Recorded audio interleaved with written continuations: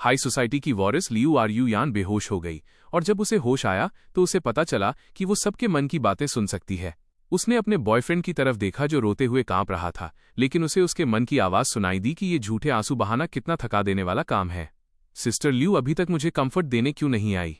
अगर ये पहले की बात होती और मैं इस तरह रोता तो उसका दिल मेरे लिए पसीज गया होता। 5 साल अब्रॉड रहने के बाद क्या वो सच में उस बास्टार्ड लिन फैंग के प्यार में पड़ गई है? इस बार मुझे उसका लिन फैंग से जल्दी डिवोर्स करवाना ही होगा। लियू परिवार का दामाद सिर्फ मैं ही बन सकता हूँ। मैं एच सिटी का सबसे अमीर आदमी बनना चाहता हूँ। लियू आरयू यान की आंखें फटी की फटी रह गईं। उसे यकीन नहीं हो रहा था कि ये फांग युआन के मन के विचार थे। वे एक दूसरे को 10 साल से ज्यादा समय से जानते थे। वो हमेशा ऐसे पेश आता था जैसे उसे दुनिया की मोह माया से कोई मतलब न हो, लेकिन अब उसका दिमाग ऐसी चीजों से भरा था। उसे लगा कि मन की बातें सुन पाना बहुत अब्सर्ड है। जरूर उसका सिर जोर से टकराया है और वो ये सब इमेजिन कर रही है। लेकिन तभी उसे एक और आवाज सुनाई दी। भले ही सिस्टर लू और लिन फैंग की शादी हो चुकी है, लेकिन उसका दिल मेरा है। इन सालों में मेरी सारी मेहनत बेकार नहीं गई। मुझे अब बिल्कुल भी घबराना नहीं चाहिए। जब तक मैं वापस हूं, मैं जो भी कहूंगा सिस्टर लू मेरी बात मानेगी। पैसा, आइडेंटिटी, स्टेटस, जो कुछ भी सिस्टर लू का है वो मेरा है। लियू आरयू यान ने अपनी आंखें जोर से बंद कर लीं। उसे फैंग युआन के बड़बड़ाते विचार साफ सुनाई दे रहे थे। अब वो खुद को और धोखा नहीं दे सकती थी। उसकी रगों में खून जैसे जमसा गया था। जिस आदमी से उसने सालों तक प्यार किया वो उसे क्या समझता था? गुस्से में लियू आरयू यान की आंखें खुल गईं। उसने फैंग युआन की तरफ बड़ी नफरत से देखा। फैंग युआन उसकी नजरों से डर गया। उसके दिल में एंग्जाइटी भर गई। उसने उसका हाथ पकड़ा और धीमी आवाज में पूछा, सिस्टर लू, क्या हुआ? लियू आरयू यान ने कोई जवाब नहीं दिया। फैंग युआन की एंग्जाइटी और बढ़ गई। इससे पहले कि वो कुछ और कहता, डॉक्टर ने उन्हें याद दिलाया कि पेशेंट को आराम और शांति की जरूरत है। फैमिली मेंबर्स, प्लीज इस बात का ध्यान रखें। जैसे ही डॉक्टर ने अपनी बात खत्म की, शुरू ने फैंग युआन का हाथ लूरू यान के हाथ से हटाया और नफरत से उसे एक तरफ फेंक दिया। फैंग युआन ने अपनी नाराजगी को दबाया और प्यार से कहा, आंटी, मैं यहां रुककर सिस्टर लू का टेक केयर करना चाहता हूं। इस वक्त मेरा चेहरा शांत था। मैंने कहा, तुम किस कैपेसिटी से यहां रुककर उसका ख्याल रखना चाहते हो? मैं लू आरयू यान का हस्बैंड हूं। उसकी देखभाल करना मेरा काम है। तुम आखिर हो कौन? हालांकि मेरा प्लान लू आरयू यान को डिवोर्स देकर उनसे दूर रहने का है, लेकिन उससे पहले मुझे अपनी पिछली जिंदगी का सारा गुस्सा निकालना है। फैंग युआन ने अपने होंठ चबाए और मेरी याद में लियू आरयू यान की तरफ देखा। जब भी फैंग युआन ऐसा अग्रीव्ड एक्सप्रेशन बनाता था, लियू आरयू यान उस इंसान को सबक सिखाती थी जिसने उसे परेशान किया हो। लेकिन इस बार लियू आरयू यान का चेहरा बिल्कुल शांत था। उसने उसकी तरफ देखा तक नहीं। फैंग युआन ने अपने दोनों हाथों से शर्ट के कोने को कसकर पकड़ लिया। उसकी आंखों में आंसू भर आए। सिस्टर लू, लियू आरयू यान होश में आने के बाद पहली बार बोली, मैं आराम करना चाहती हूं। सब बाहर जाओ। उसने फैंग युआन के दुख को इग्नोर कर दिया और वो नहीं चाहती थी कि वो वहां रुके। फैंग युआन का चेहरा पल भर में सफेद पड़ गया। उसे समझ नहीं आया कि लियू आरयू यान अचानक इतनी ठंडी क्यों हो गई। जब फोन पर बात हुई थी तब उसे उसकी बातों में वार्मथ महसूस हो रही थी, पर अभी चीजों को क्लैरिफाई करने का सही वक्त नहीं था। फैंग युआन ने अपने आंसू पोंछे और जबरदस्ती मुस्कुराया। उसकी नम आंखों में दुख भरा था। तुम आराम करो, मैं कल तुमसे मिलने फिर आऊंगा। लेकिन उसके दिल में वो सोच रहा था, जरूर मेरे जाने के बाद उस बास्टार्ड लिन फैंग ने सिस्टर ल्यू पर कोई जादू कर दिया है। मैं शुरू से जानता था कि वो घटिया आदमी है। सारा दिन सिस्टर ल्यू के पीछे घूमता रहता है। वो बिल्कुल बेशर्म है। सिस्टर ल्यू का हस्बैंड मुझे होना चाहिए। सिस्टर ल्यू का हस्बैंड बनकर ही मैं अपनी इस मामूली हैसियत से पीछा छुड़ा सकता हूं। लियू आरयू यान और ज्यादा नहीं सुन सकती थी। उसने अपने दांत पीसे और चिल्लाई, सब बाहर जाओ। फैंग युआन सुबकते हुए चुपचाप उठकर बाहर चला गया। उसकी पीठ एक अकेले इंसान की तरह दिख रही थी।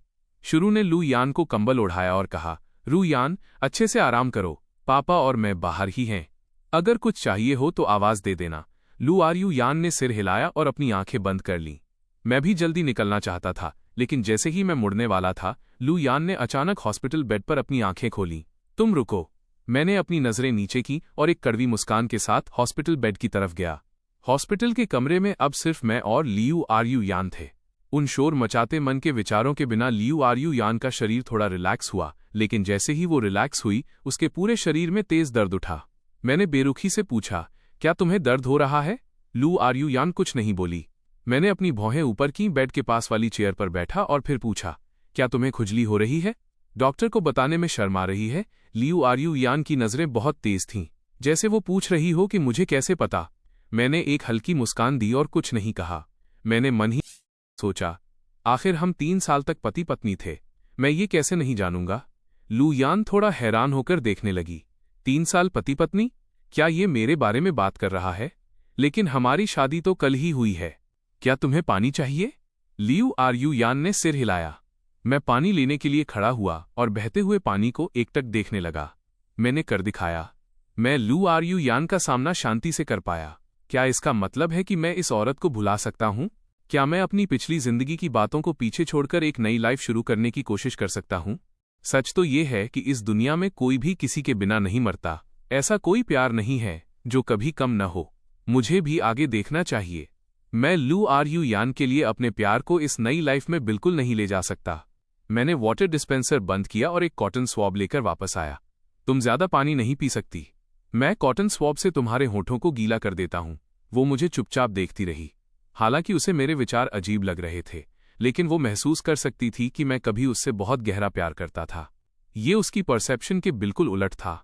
उसे हमेशा लगता था कि मैंने उससे शादी इसलिए की क्योंकि लिन फैमिली की हालत खराब थी और मैं ल्यू फैमिली की पावर का इस्तेमाल करना चाहता था। उसे लगता था कि इसमें कोई प्यार नहीं है। मेरे उन चापलूस पेरेंट्स के बारे में सोचकर उसकी आंखों में नफरत आ गई। उसे लगा कि ऐसे पेरेंट्स कभी एक अच्छा बेटा नहीं पाल सकते। लेकिन अब हकीकत ने उसके दिल पर चोट की थी। जिस आदमी को उसने सोचा कि वो उससे प्यार करता है, वो असल में चालबाज निकला, जबकि जिस आदमी को वो मतलबी समझती थी, वही उससे सच्चा प्यार करता था। कितना रिडिकुलस है। मैंने कप नीचे रखा और बैठ गया। कुछ पल बाद मेरा उसका सामना करने का मन नहीं किया। मैं खड़ा हुआ और कहा, मैं नर्स को बुला देता हूं, वो तुम्हारा ख्याल रखेगी। लू यान का चेहरा उतर गया। नहीं, मुझे अजनबियों से देखभाल कराना पसंद नहीं है। मेरी आंखें फटी की फटी रह गईं। मुझे शक हुआ कि कहीं उसका सिर बहुत ज्यादा जोर से तो नहीं लगा। कुछ पल बाद मैं फिर से बैठ गया और कहा, मैंने तुम्हारी मम्मी को बता दिया है। मैं तुम्हारे डिस्चार्ज होने तक तुम्हारा ख्याल रखूंगा, फिर हम डिवोर्स ले लेंगे। तलाक शब्द कहते ही मेरे कंधों से जैसे भारी बोझ उतर गया, जैसे मेरी पिछली जिंदगी का बुरा सपना खत्म हो गया हो। लियू यान के चेहरे पर कोई भाव नहीं था। डिवोर्स शब्द से उसके मन में कोई हलचल नहीं हुई। मैंने अपना सिर झुकाया और फर्श को घूरने लगा। मेरी आंखों में एक मॉकिंग स्माइल चमक रही थी। कितना बेवकूफ हूं मैं। अपनी पास्ट लाइफ में मैंने सच में सोचा था कि मैं अपने प्यार और होल हार्टेड कंपेनियनशिप से इस औरत का दिल जीत सकता हूं। वो साफ तौर पर एक कोल्ड ब्लडेड और हार्टलेस इंसान है। उसके पास देने के लिए बहुत कम प्यार है और वो सब उसने फैंग युआन को दे दिया। किसी और के लिए कुछ बचा ही नहीं था। Past life? लियू आरयू यान को धीरे धीरे कुछ बहुत ही इनक्रेडिबल एहसास हुआ। मैंने एक ऐसा फ्यूचर देखा है जो दूसरों ने नहीं देखा। ये उसकी समझ से बाहर था। अगर ये पहले की बात होती तो उसे ये बिल्कुल अनबिलीवेबल लगता, पर अब उसे लगा कि ये इम्पॉसिबल नहीं है। उसने मुझे बहुत इंटेंटली घूरा। हमारी अभी अभी शादी हुई है। अगर हम अभी डिवोर्स लेते हैं तो आउटसाइडर्स क्या सोचेंगे? क्या तुमने इस बारे में सोचा है? मैंने ऊपर नहीं देखा, इसलिए मैं उसके चेहरे और आंखों के कॉम्प्लेक्स इमोशंस को नहीं देख पाया। हमें अभी इसे अनाउंस करने की जरूरत नहीं है। ऐसी कोई दीवार नहीं है जो किसी सीक्रेट को हमेशा के लिए छिपा सके। उसका क्या मतलब है? मैंने डिवोर्स का सुझाव दिया। क्या उसे तुरंत खुशी खुशी मान नहीं जाना चाहिए था? आखिर उसे वो काम करना पसंद नहीं है जो वो नहीं करना चाहती। मुझसे शादी करने के लिए मजबूर किए जाने पर वो बहुत फ्यूरियस थी। उसके बाद से वो मुझसे और भी ज्यादा नफरत करने लगी। मैंने एक गहरी सांस ली और उन बुरी यादों को पीछे धकेला।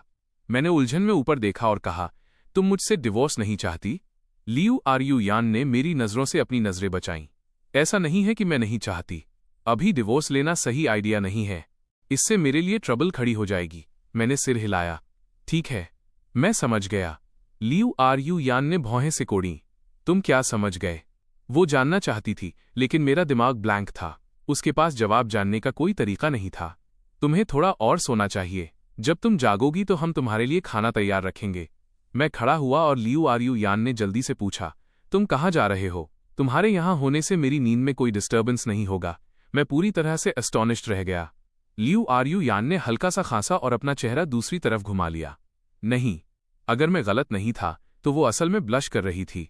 जरूर मुझे कोई गलत फहमी हुई है।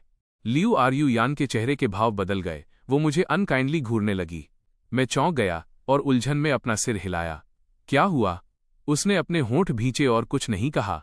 मैं शांति से वापस चेयर पर बैठ गया और अपना फोन देखने लगा। लियू आरयू यान को गंभीर चोटें आई थीं। उसकी वाइटैलिटी को काफी नुकसान पहुंचा था।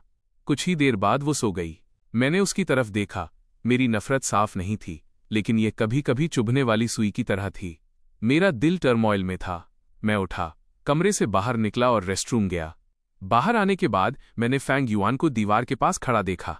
मुझे कोई हैरानी नहीं हुई। फैंग युआन पहले बोला, क्या तुमने सिस्टर ल्यू के सामने मेरे बारे में कुछ कहा? जब फैंग युआन का सामना मुझसे होता था तो वो कभी मुझसे आंखें मिलाकर बात नहीं करता था, जैसे वो हमेशा मुझसे एक लेवल ऊपर हो। उसके व्यवहार में एक तरह का कॉन्टेम्प्ट था। ये वो कॉन्फिडेंस था जो लियू यान ने उसे दिया था।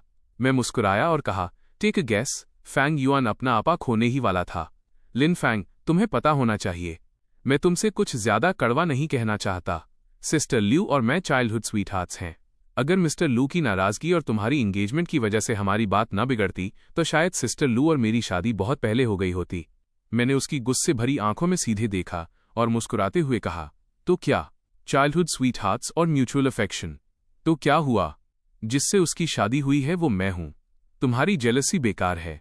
तुम बस हमें साथ देख सकते हो। फैंग युआन के अलावा मैं ही उसे सबसे बेहतर समझता हूं। बेशक मुझे पता है कि उसे सबसे ज्यादा दर्द देने के लिए कहां वार करना है। जैसा कि उम्मीद थी, उसके दिल की धड़कन तेज हो गई। उसकी सांसें तेज चलने लगीं। उसके माथे की नस फड़कने लगी। लिन फैंग, तुम्हारी ये कहने की हिम्मत कैसे हुई? क्या तुम्हें लगता है कि सिस्टर ल्यू अपनी पूरी लाइफ तुम्हारे साथ बिताएगी? तुम्हें कोई सेल्फ अवेयरनेस नहीं है। सिस्टर ल्यू तुमसे नफरत करती है। क्या तुम सच में नहीं जानते या सिर्फ प्रिटेंडिंग कर रहे हो? बेशक मुझे पता है। मुझे बहुत पहले ही इसका एहसास हो गया था। लियू यान और मैं पहली बार तब मिले थे जब हम बच्चे थे। उस समय मैं सोचता था कि दुनिया में इतनी सुंदर बड़ी बहन कैसे हो सकती है। मैं उसके करीब जाना चाहता था, लेकिन उसका कोल्ड और डिस्टेंट ऑरा अजनबियों को दूर रखता था। मेरी हिम्मत नहीं हुई पास जाने की। उसके बाद हम मिडिल स्कूल एंट्रेंस एग्जाम्स के बाद तक नहीं मिले। मिस्टर लू ने मुझे अपने घर बुलाया था। तब मुझे पता चला कि वो मेरी होने वाली वाइफ है। फर्स्ट लव के उस दौर में मैं वहीं उसके प्यार में पड़ गया। मुझे ये भी समझ आ गया था कि वो मुझे पसंद नहीं करती, यहां तक कि वो मुझसे नफरत करती थी। मेरी खामोशी देखकर फैंग युआन काफी रिलैक्स्ड हो गया। उसके चेहरे पर एक विक्टोरियस स्माइल आ गई। सिस्टर ल्यू उन लोगों के प्रति बहुत क्रूअल है जिन्हें वो नापसंद करती है। तुम्हारे अपने भले के लिए मैं तुम्हें सलाह देता हूं कि उसे डिवोर्स दे दो, वरना तुम्हारी जिंदगी नर्क बन जाएगी। भले ही वो चाहता है कि मैं लियू यान को डिवोर्स दे दूं, लेकिन मुझे मानना पड़ेगा कि वो इस बारे में गलत नहीं है। मैंने अपना सिर हिलाने की इच्छा को दबाया और तिरस्कार से कहा, अपने आप को इतना खास मत समझो। तुम 5 साल से अब्रॉड थे। लोग बदल जाते हैं। अभी हॉस्पिटल रूम में तुम्हें उसकी बेरुखी महसूस हुई होगी। पैनिक्ड महसूस कर रहे हो, है ना? जैसे ही मैंने ये कहा, फैंग युआन का चेहरा पल भर में सफेद पड़ गया। वो भला घबराता क्यों नहीं? लियू यान ने उसके साथ पहले कभी इतना कोल्डली बर्ताव नहीं किया था। मैंने ये देखा और मॉकिंगली कहा, ऐसी कोई जगह नहीं है जिसे बदला न जा सके। मैंने इन पिछले 5 सालों में उसके लिए बहुत एफर्ट डाला है। तुम्हें इतना कॉन्फिडेंस कहाँ से आता है कि वो तुम्हारे बिना नहीं रह सकती और हमेशा मुझसे नफरत ही करेगी? फैंग युआन ने जवाब देने के लिए मुंह खोला, लेकिन उसके पास शब्द नहीं थे। उसकी बेचैनी देखकर मेरा गोल पूरा हो गया। मैं जाने के लिए मुड़ा। सिस्टर लू ने मुझसे सालों तक प्यार किया है। वो मुझे लाइफ टाइम प्यार करेगी। मैं रुका, अपना सिर झुकाया और कहा, फिर तो मैं देखना चाहूंगा कि तुम्हारा ये कॉन्फिडेंस कब तक टिकता है। मैं सिस्टर लू से तुम्हें डिवोर्स दिलवाकर ही रहूंगा। फैंग युआन ने अपनी मुट्ठियां भींच लीं। उसका चेहरा पीला पड़ गया। मैं एक कोल्ड लाफ के साथ बिना पीछे देखे चला गया। लियू यान के कमरे के दरवाजे पर पहुंचकर मैं तुरंत अंदर नहीं गया। अपनी पास्ट लाइफ में लियू यान की मूक सहमति के साथ फैंग युआन ने मुझे एक मेंटल इंस्टीट्यूशन में भर्ती करवा दिया था। निराशा में मैंने एक बिल्डिंग से छलांग लगा दी थी। ये दोनों ही मेरे कातिल हैं। वे मेरे एनिमीज हैं। रीबॉर्न होने के बाद मैं स्वाभाविक रूप से रिवेंज चाहता हूं, लेकिन मुझे रिवेंज कैसे लेना चाहिए? जाहिर है, उन्हें मार डालना सबसे डायरेक्ट तरीका है, लेकिन मैं इन 2 लोगों की वजह से अपनी लाइफ फिर से बर्बाद नहीं करना चाहता। भगवान ने मुझे दोबारा शुरू करने का मौका दिया है, इसलिए नहीं कि मैं फिर से वैसा ही रास्ता चुनूं। फिर मैं लू परिवार को बैंकरप्ट कर सकता हूं और लियू यान को एक टूटे हुए परिवार के साथ छोड़ सकता हूं। एन आई फॉर एन आई, और फैंग युआन को भी मेंटल इंस्टीट्यूशन भेज सकता हूं। यह बात अलग है कि मुझमें ऐसा करने की एबिलिटी है या नहीं। अगर होती भी तो मुझे डर है कि ये पूरी लाइफ सिर्फ रिवेंज के लिए जी जाएगी। रिवेंज के इन 2 तरीकों के अलावा एक और तरीका है, वो है फैंग युआन और लियू यान के रिलेशनशिप को खत्म करना। लेकिन जैसे ही मैंने इस रिवेंज के प्रोसेस के बारे में सोचा, मेरा दम घुटने लगा। जिन 2 लोगों से मैं नफरत करता हूं, उनके सामने रोज नाटक करना वाकई एक तरह का टॉर्चर है। बार बार सोचने के बाद ये साफ है कि अपने दिल में नफरत को दफन करना और भगवान द्वारा दिए गए इस मौके की कदर करना ही सही है। और एक पूरी तरह से नई लाइफ शुरू करना, एक पीसफुल लाइफ जीना ज़्यादा फायदेमंद है। मैंने एक बार फिर खुद को समझाया और बिना किसी इमोशन के हॉस्पिटल रूम का दरवाज़ा धकेला। लू आर यू यान सो रही थी। मैं हाथ मुंह धोने के लिए रेस्टरूम में गया, फिर बाहर आकर फैमिली बेड पर लेट गया और सोने की तैयारी करने लगा। दिन में मेरी नींद पूरी नहीं हुई थी। इस बार मैं बहुत गहरी नींद में सोया। जब मेरी आंख खुली तो बाहर अंधेरा हो चुका था। मैंने अपना फ़ोन चेक किया। मेरा मुंह हैरानी से खुला रह गया। सुबह के 5 बजे बज रहे थे। क्या तुम्हारी नींद पूरी हुई? एक औरत की मीठी और कोमल आवाज़ मेरे कान में पड़ी। मैंने उसकी तरफ देखा। शुक्र है, लू आर यू यान ने और कुछ नहीं कहा। कमरे में फिर से खामोशी छा गई। क्या तुम्हें भूख लगी है? मुझे भूख लगी है। ये दोनों वाक्य लगभग एक साथ बोले गए। बोलने के बाद लू आर यू यान और मैं फिर से खामोश हो गए। मेरे चेहरे पर हल्की सी अनॉयंस आ गई। मैंने कंबल हटाया और बेड से उतरा। मैं तुम्हारे लिए कुछ खाने को लाता हूं, लेकिन अभी तुम सिर्फ पॉरेज दलिया ही खा सकती हो। जब मैं लेकर आऊं तो नखरे मत करना। मुझे ये बात पहले ही साफ करनी थी, वरना अगर मैं दलिया लाता और लू यान उसे खाने से मना कर देती और मुझे एटीट्यूड दिखाती तो ये वाकई बर्दाश्त के बाहर होता। लियू आर यू यान ने धीरे से सिर हिलाया। मुझे पता है। मैंने अपने जूते पहने और दरवाजे की तरफ बढ़ा। मैंने दरवाज़ा खोला और बाहर कदम रखा तो देखा जू या खिड़की के पास खड़ी थी। मेरे चेहरे पर एक मुस्कान आ गई। असिस्टेंट जू। जू या हैरान रह गई। फिर उसने थोड़ा झिझकते हुए सिर हिलाया। Hello sir. मुझे अचानक याद आया कि इस वक्त तक जूया का मुझसे ज्यादा कांटेक्ट नहीं था। मेरे चेहरे की मुस्कान धीरे धीरे फीकी पड़ गई। मेरा दिल पछतावे से भर गया। जूया लू आर यू यान की असिस्टेंट है। मेरी पास्ट लाइफ में लू आर यू यान से शादी के बाद धीरे धीरे मैं उसे अच्छे से जानने लगा था। जूया को मेरे लिए दुख होता था और वो मेरा बहुत ख्याल रखती थी। मैं उसका एहसानमंद था। मैं उसे शुक्रिया कहना चाहता था, लेकिन इस लाइफ में मुझे डर है कि मुझे जूया के साथ फिर से दोस्त बनने का मौका नहीं मिलेगा। इस एहसान को अपने दिल में दबाते हुए मैंने हाथ बांधे और कमरे की तरफ इशारा किया। उसे भूख लगी है। जूया ने सिर हिलाया। मैं अभी पॉरेज लेकर आती हूँ, ठीक है। जूया के जाने के बाद मैंने अपना फ़ोन खोला और बिंगजी का एक मैसेज देखा। अब लियू आर यू यान कैसी है? भाई फैंग, क्या तुम ठीक हो? बिंगजी कई सालों से मेरा अच्छा दोस्त है। रीबॉर्न होने के बाद से मैं उससे कांटेक्ट करने से बच रहा था, इस डर से कि अगर मैंने ऐसा किया तो मैं अपने इमोशंस पर काबू नहीं रख पाऊंगा। टूटने की कगार पर खड़ा इंसान जब किसी ऐसे से मिलता है जिससे वो अपने दिल की बात कह सके तो वो अपनी सारी सख्त परतें उतार देता है और तुरंत वल्नरेबल हो जाता है। जैसे अभी मेरी नाक में जलन होने लगी। मैंने एक गहरी सांस ली। मेरी उंगलियां कीबोर्ड पर थमी थीं। लू आर यू यान, ठीक है, मैं भी अभी बहुत बढ़िया कर रहा हूं। तुम्हें फिक्र करने की जरूरत नहीं है। मैं कल स्कूल आऊंगा, तब बात करते हैं। तुम स्कूल आ रहे हो? क्या तुमने सब सोच समझ लिया है? मैं पंक्चुएशन से ही बिंगजी की एक्साइटमेंट देख सकता था। मैं मुस्कुराया और कोई जवाब नहीं दिया। मैं एच यूनिवर्सिटी में एक मेडिकल स्टूडेंट हूं। अपनी पास्ट लाइफ में अगर मैंने लू आर यू यान से शादी न की होती और शुरू ने मुझे ड्रॉप आउट करने के लिए मजबूर न किया होता तो मैं आखिरकार एक डॉक्टर बन जाता। मेरी लाइफ शायद असाधारण न होती, लेकिन यकीनन एक मीनिंगफुल जिंदगी होती। मैंने अपना फ़ोन वापस जेब में रखा और दीवार के सहारे खड़ा हो गया। जब जूया वापस आई तो उसने मुझे ख्यालों में खोया हुआ देखा। वो वाकई मुझे डिस्टर्ब नहीं करना चाहती थी, लेकिन उसे डर था कि लू आर यू यान भूखी होगी और बेसब्री से इंतजार कर रही होगी, इसलिए वो पास आ गई। सर, मैं पॉरेज ले आई हूँ। मैं होश में आया, उसके हाथ से इंसुलेटेड कंटेनर लिया और हल्की मुस्कान के साथ पूछा, क्या ये घर से है? मैडम ने खुद बनाया है। इसे नर्सेस स्टेशन पर रखा गया था। उन्होंने मुझे निर्देश दिया था कि जब छोटी मालकिन जागे तो इसे ऊपर ले आऊं। जूया बड़ी सावधानी से बोली। वो वाकई मुझे लू आर यू यान का हस्बैंड मानकर पेश आ रही थी। लू परिवार में मेरी पास्ट लाइफ में जो इंसान वाकई मेरी इज्जत करता था और मुझे एक इंसान की तरह समझता था, वो सिर्फ जूया थी। मैंने वो कंटेनर पकड़ा और तुरंत कमरे में नहीं गया। इसके बजाय मैंने जूया की तरफ देखा और चिंता से पूछा, तुम यहाँ किस समय आई थी? कल शाम 7 बजे के थोड़ा बाद कार एक्सीडेंट के मामले सुलझाने के बाद मैं यहाँ आई थी। उस सूरत में यहाँ की चीजें संभालने के लिए मैं काफी हूँ। तुम्हें जाकर थोड़ा सो जाना चाहिए। मेरी इस एंथुसियाज्म और चिंता को देखकर जूया ने भौहें सिकोड़ी। उसे ये थोड़ा अजीब लगा, लेकिन फिर भी उसने इज्जत से कहा, आपकी दया के लिए शुक्रिया सर, लेकिन बड़ी मालकिन ने मुझे यहाँ रुकने को कहा है। मैं अभी नहीं सो सकती। मैंने उसके चेहरे के भाव देखे और महसूस किया कि मेरी हरकतें जूया पर प्रेशर डाल रही थीं। मेरे पास सिर हिलाने के अलावा कोई चारा नहीं था। ठीक है, फिर मैं अंदर जाता हूँ। इसके साथ ही मैं मुड़ा और कमरे में दाखिल हुआ। दरवाजे की साउंड प्रूफिंग ज्यादा अच्छी नहीं थी। कमरे के अंदर मौजूद लू आर यान अभी अभी दरवाजे पर हुई बातचीत को सुन सकती थी। जैसे ही मैंने एंट्री ली, लू आर यान ने एक अजीब से एक्सप्रेशन के साथ मुझे देखा। मैंने ध्यान नहीं दिया।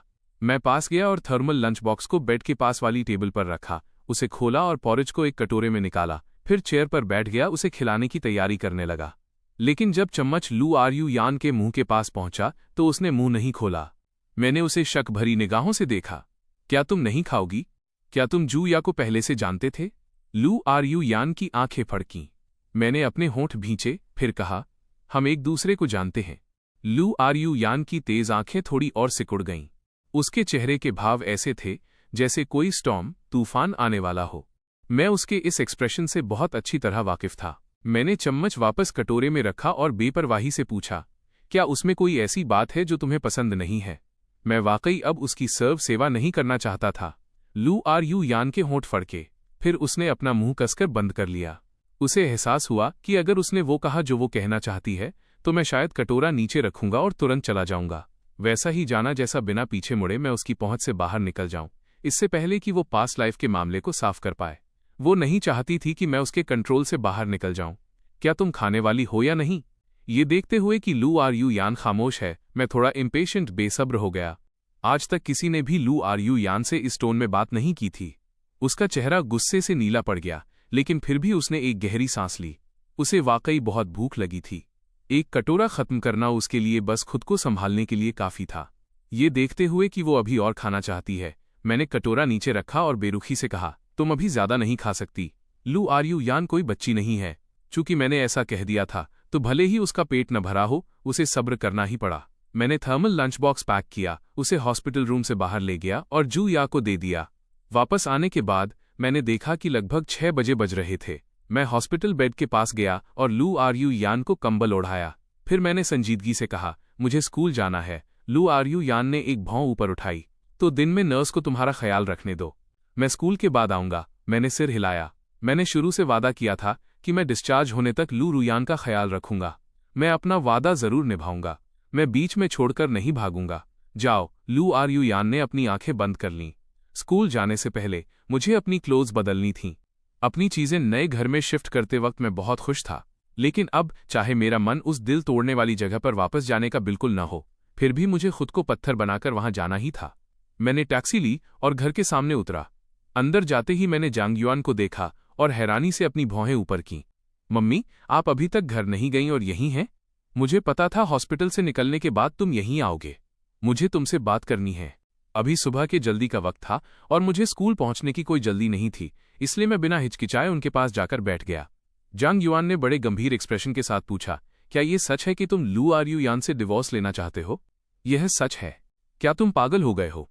जांग युआन ने कॉफी का कप टेबल पर दे मारा, उनका चेहरा गुस्से से लाल था। तुम्हें अंदाजा भी है? लू आर यान से शादी करना एक ऐसी ब्लेसिंग है जिसे पाने के लिए तुमने कई जन्मों तक तपस्या की होगी। मैंने एक कड़वी मुस्कान के साथ कहा, अगर मैं लू आर यान से प्यार नहीं करता तो शायद ये मेरे लिए वाकई एक ब्लेसिंग होती। जांग युआन सन रह गईं। अब मुझे आपकी बातें समझ आ रही हैं। आपने हमेशा मुझसे कहा था कि मैं लू आर यान से प्यार न करूं। आपकी नज़र में जब तक मैं उससे प्यार नहीं करता, उससे शादी करना मुझे पूरी लाइफ खुश रखता। मैंने उनका हाथ पकड़ा। आपका अल्टीमेट गोल सिर्फ ये था कि मुझे पूरी लाइफ खाने कपड़े की कमी न हो और मैं हमेशा हैप्पी रहूं। मम्मी, क्या मैं गलत हूं? जांग युआन का चेहरा सख्त हो गया। तुम ज्यादा सोच रहे हो। ये कहते ही उनके चेहरे पर डिस्कम्फर्ट साफ दिखने लगा और उन्होंने अपना हाथ मेरे हाथ से छुड़ा लिया। मैं बिल्कुल भी दुखी नहीं था। मेरी आंखों में एक मुस्कान तैर गई। मैंने सीरियस होने का नाटक किया और कहा, ठीक है फिर। भले ही बाद में लू आर यान मुझे पैसे न दे और रोज फैंग युआन से बात करके मुझे ह्यूमिलिएट करे, यहां तक कि अगर फैंग युआन मुझे और लू आर यान को अलग करने के लिए कोई जाल बिछाए ताकि सबको लगे कि मैं मेंटली इल हूं और मुझे मेंटल हॉस्पिटल भेज दे, तो भी मैं सब सह लूंगा। उनकी इतनी हिम्मत! जांग युआन की आंखें फटी की फटी रह गईं। उनका पूरा शरीर गुस्से से कांप रहा था। भले ही हमारी लिन फैमिली का बुरा वक्त चल रहा है, लेकिन हाथी मरा भी तो 1.25 लाख का होता है। इसके अलावा लिन और लू फैमिली पीढ़ियों से दोस्त हैं। उसकी हिम्मत कैसे हुई तुम्हारे साथ ऐसा बर्ताव करने की? मैंने एक ठंडी हंसी दी। लेकिन वो फैंग युआन से प्यार करती है। एक औरत जिस मर्द से प्यार करती है, उसके लिए कभी कभी सब कुछ भूल जाती है। प्यार व्यार सब बेकार की बातें हैं। एक औरत का प्यार इस दुनिया की सबसे फालतू चीज है। जांग युआन ने एक ठंडी सांस ली और हिचकिचाते हुए पूछा, क्या जो बातें तुमने कही वो सच में हो सकती हैं? मैंने सिर हिलाया। लियू आरयू यान हमेशा से मुझसे नफरत करती आई है। अब उसे दादाजी की आखिरी इच्छा की वजह से मुझसे शादी करनी पड़ी है, तो उसकी नफरत और बढ़ गई है। ठीक है, अगर ऐसी बात है। जांग युआन ने कुछ पल सोचा और फिर कहा, अगर तुमने लियू आरयू यान से डिवोर्स लेने का मन बना ही लिया है तो मैं तुम्हें नहीं रोकूंगी। लेकिन सोच समझ लेना, अगर तुम दोबारा शादी करोगे तो तुम्हें लू आरयू यान जैसी कंडीशंस वाली लड़की नहीं मिलेगी। अच्छी कंडीशंस वाली औरत से शादी करना हैप्पीनेस की गारंटी नहीं है।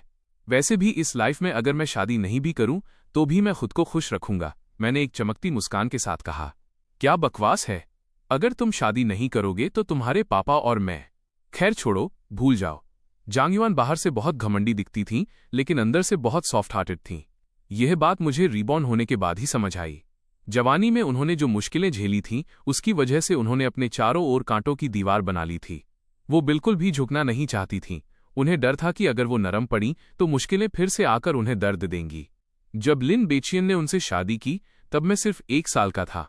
चाहे मुझे पालने के लिए कितनी भी नैनीज रखी गई हों, कोई भी माँ की जगह नहीं ले सकती।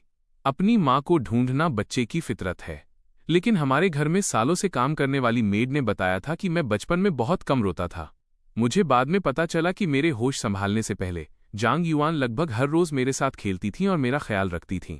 कोई भी देख सकता था कि उनका मुझसे कितना अफेक्शन था, लेकिन न जाने क्यों एक दिन उन्होंने अचानक मुझसे दूरी बना ली। बाद में जब मैं 4 साल का था, जांग युआन ने लिन बतियान के दूसरे बच्चे को जन्म दिया जिसका नाम लिन्नू था।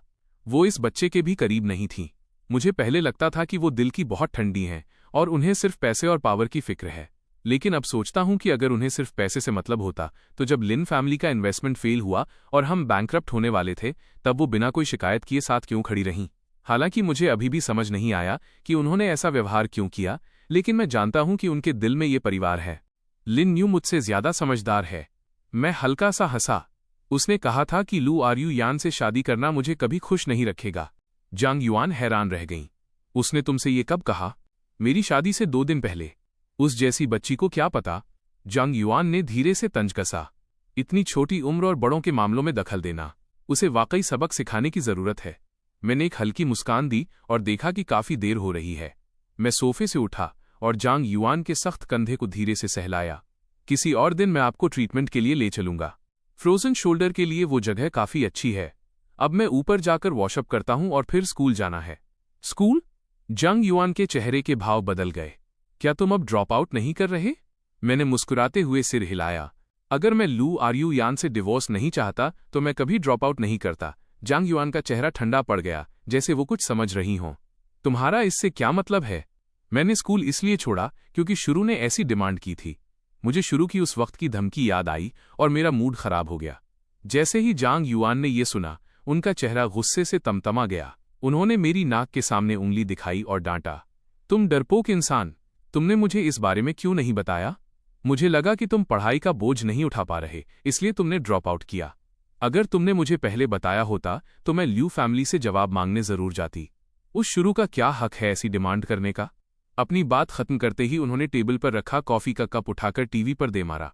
एलसीडी टीवी ये प्रहार झेल नहीं पाया और उस पर दरारें पड़ गईं। किचन से बाहर निकली ऑन्टी चेन ये नज़ारा देखकर वहीं सहम गईं।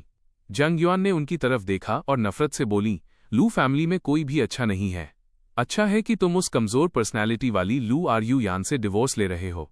अगर तुम उसके साथ और रहते अगर तुम उसके साथ और रहे तो तुम्हें एक दिन भी चैन नहीं मिलेगा। ऑन्टी चेन एक नैनी थीं जो सालों से लू फैमिली के लिए काम कर रही थीं। शुरू ने उन्हें यहां भेजा था। उनके शब्द सुनने में अच्छे लगते थे, जैसे वो लोगों का ख्याल रखने में बहुत अच्छी हैं और मेरी डेली लाइफ में लू आरयू यान की अच्छी देखभाल कर सकती हैं। लेकिन असल में उन्हें यहां सिर्फ इसलिए भेजा गया था ताकि वो जांग युआन की बातों को सुपरवाइज कर सकें। अब ऑन्टी चेन वापस जाकर पक्का एक एक शब्द शुरू को बता देंगी। जांग युआन ये बात बखूबी जानती थीं। वो ये सब जानबूझकर कह रही थीं। ये मेरी गलती थी। मैंने अपने हाथ सामने बांधे और सिर झुका लिया, बिल्कुल वैसे ही जैसे बचपन में कोई गलती करने पर घर आने पर करता था। पहले मैंने जांग युआन को इस बारे में इसलिए नहीं बताया क्योंकि मुझे डर था कि वो जाकर शुरू से ट्रबल खड़ी करेंगी।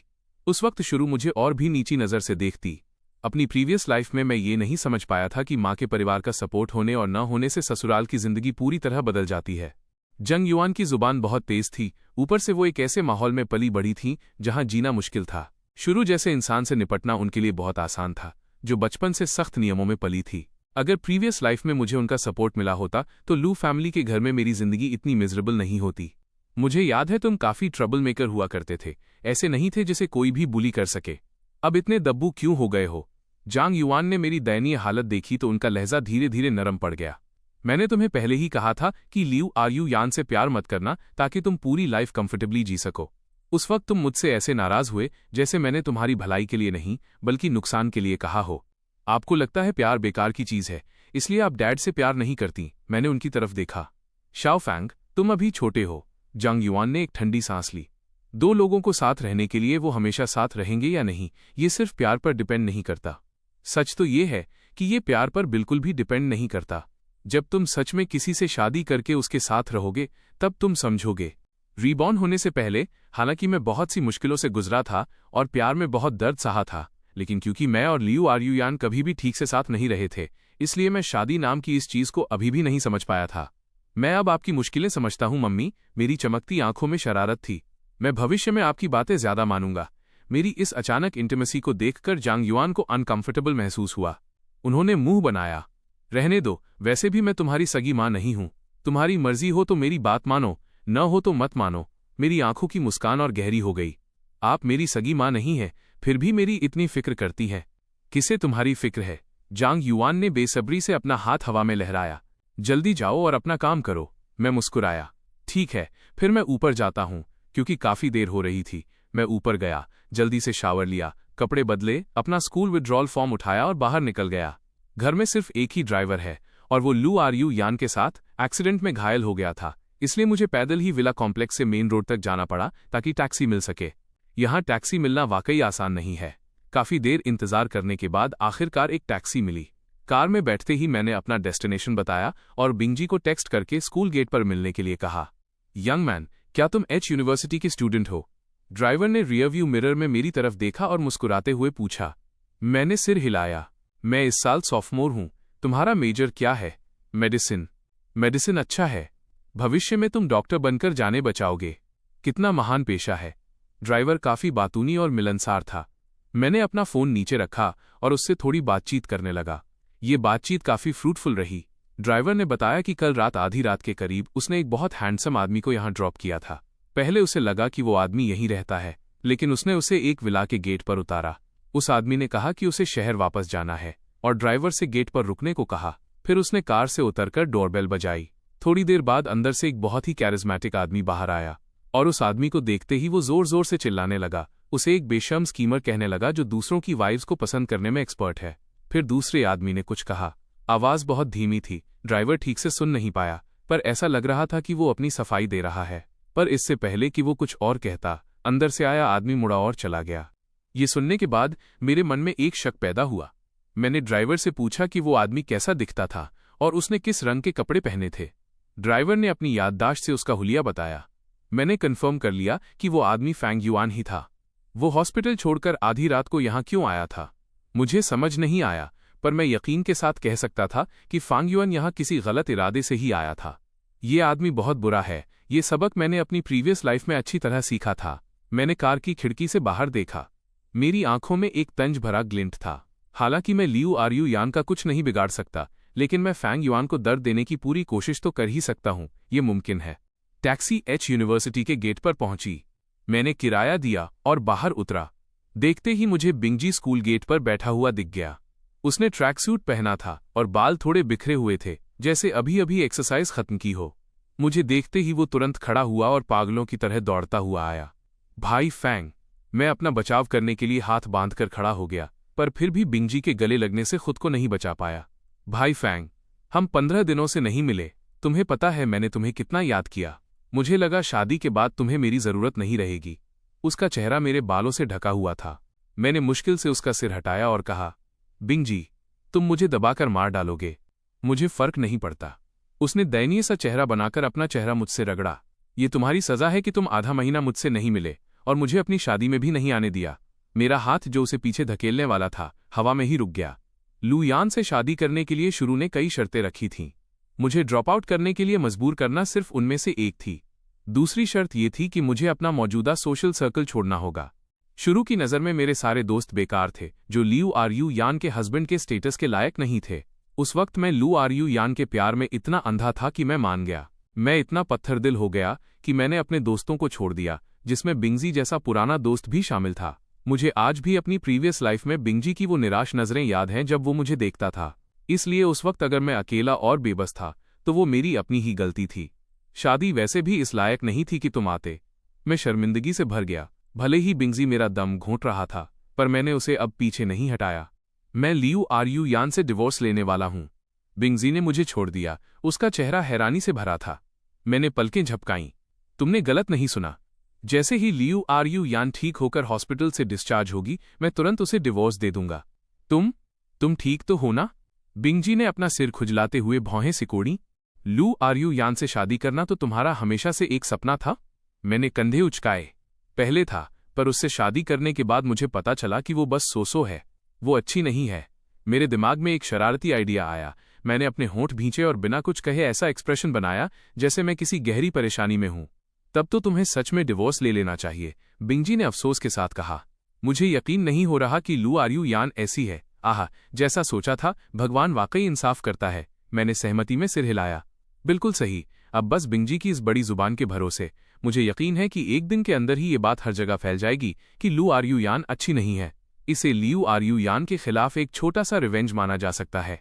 मैंने खुशी खुशी उसके कंधे पर हाथ रखा। चलो मेरे साथ होमरूम टीचर के ऑफिस चलो, मुझे अपना विड्रॉल फॉर्म वापस लेना है। अब अगला टास्क है मन लगाकर पढ़ाई करना, यूनिवर्सिटी खत्म करना और अगले 3 सालों तक एक नॉर्मल और शांत लाइफ जीना। भाई फैंग, तुमने पहले ड्रॉप आउट किया ही क्यों था?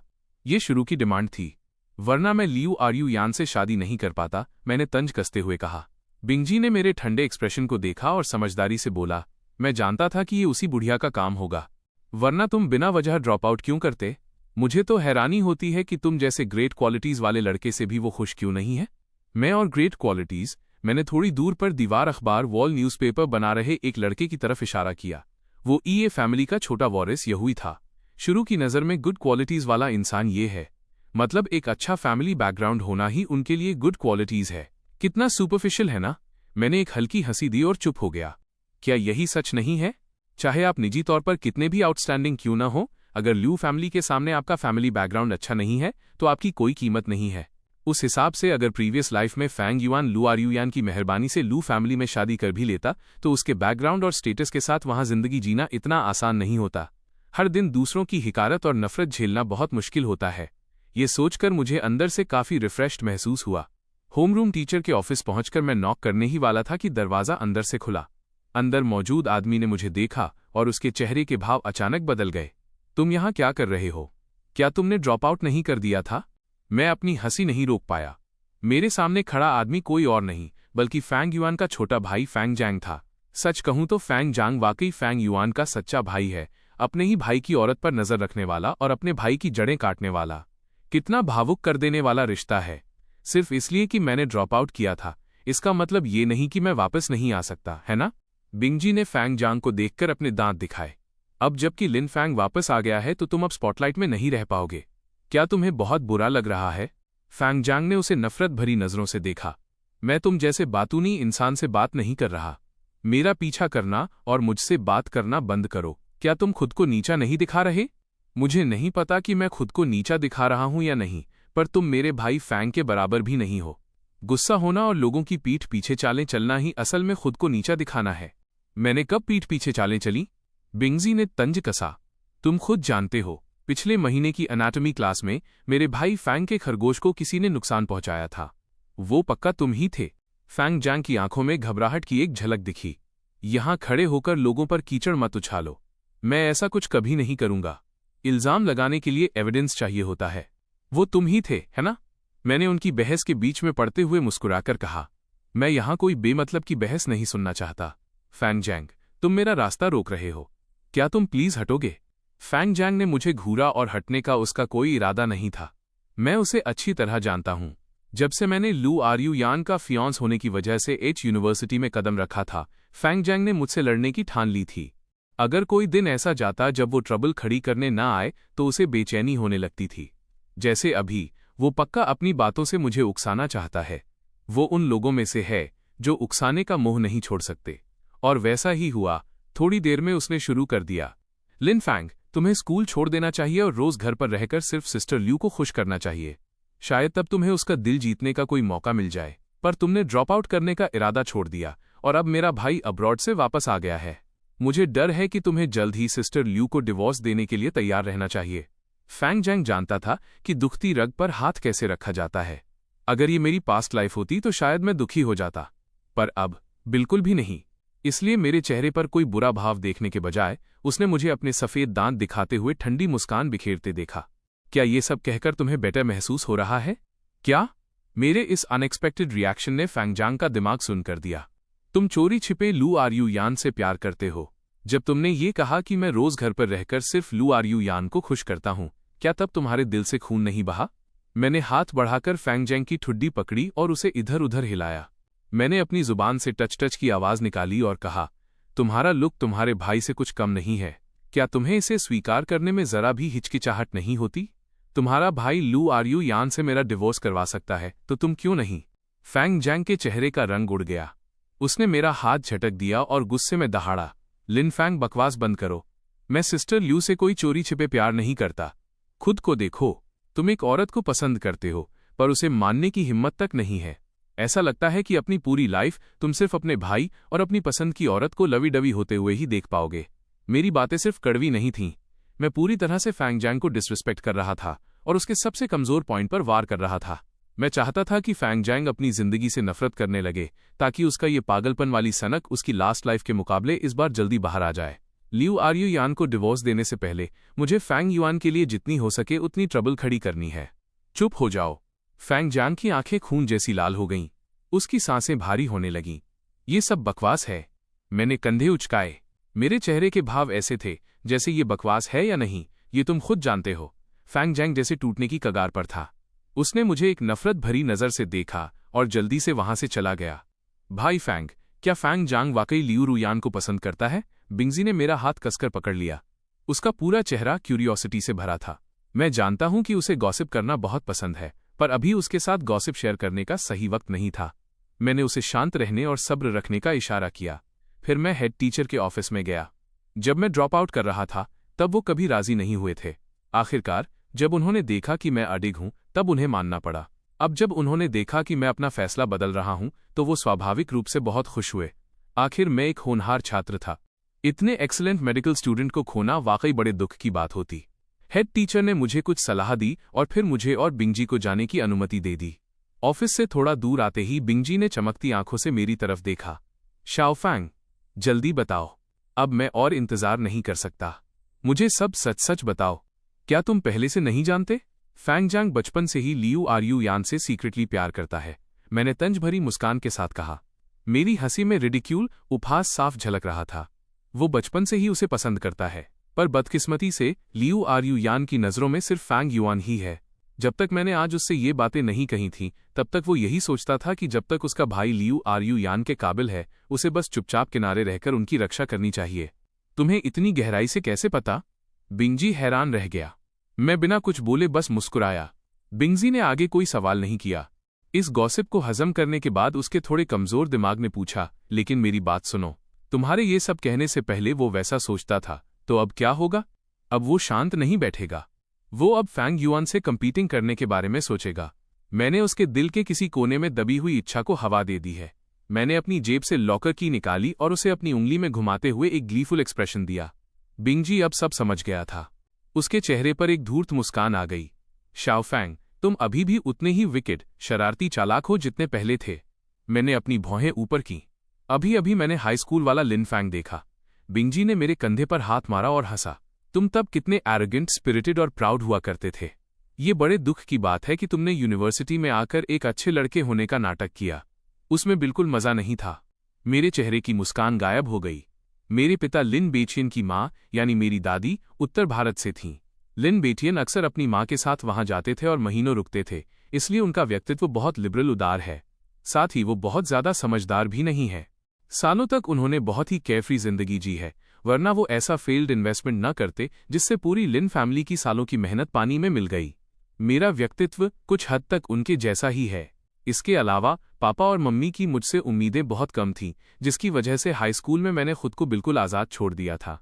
सच कहूं तो उस वक्त मैं पढ़ाई में अच्छा तो था, पर टीचर्स की नज़रों में एक प्रॉब्लम स्टूडेंट था। जहां तक यूनिवर्सिटी में आकर अच्छे लड़के बनने की बात है, बेशक उसकी वजह लियू रु यान और शुरू थी। मैं अपनी यादों से बाहर आया और शांत लहजे में बुदबुदाया, अगर वो न होती तो मेरी प्रीवियस लाइफ बहुत शानदार होती।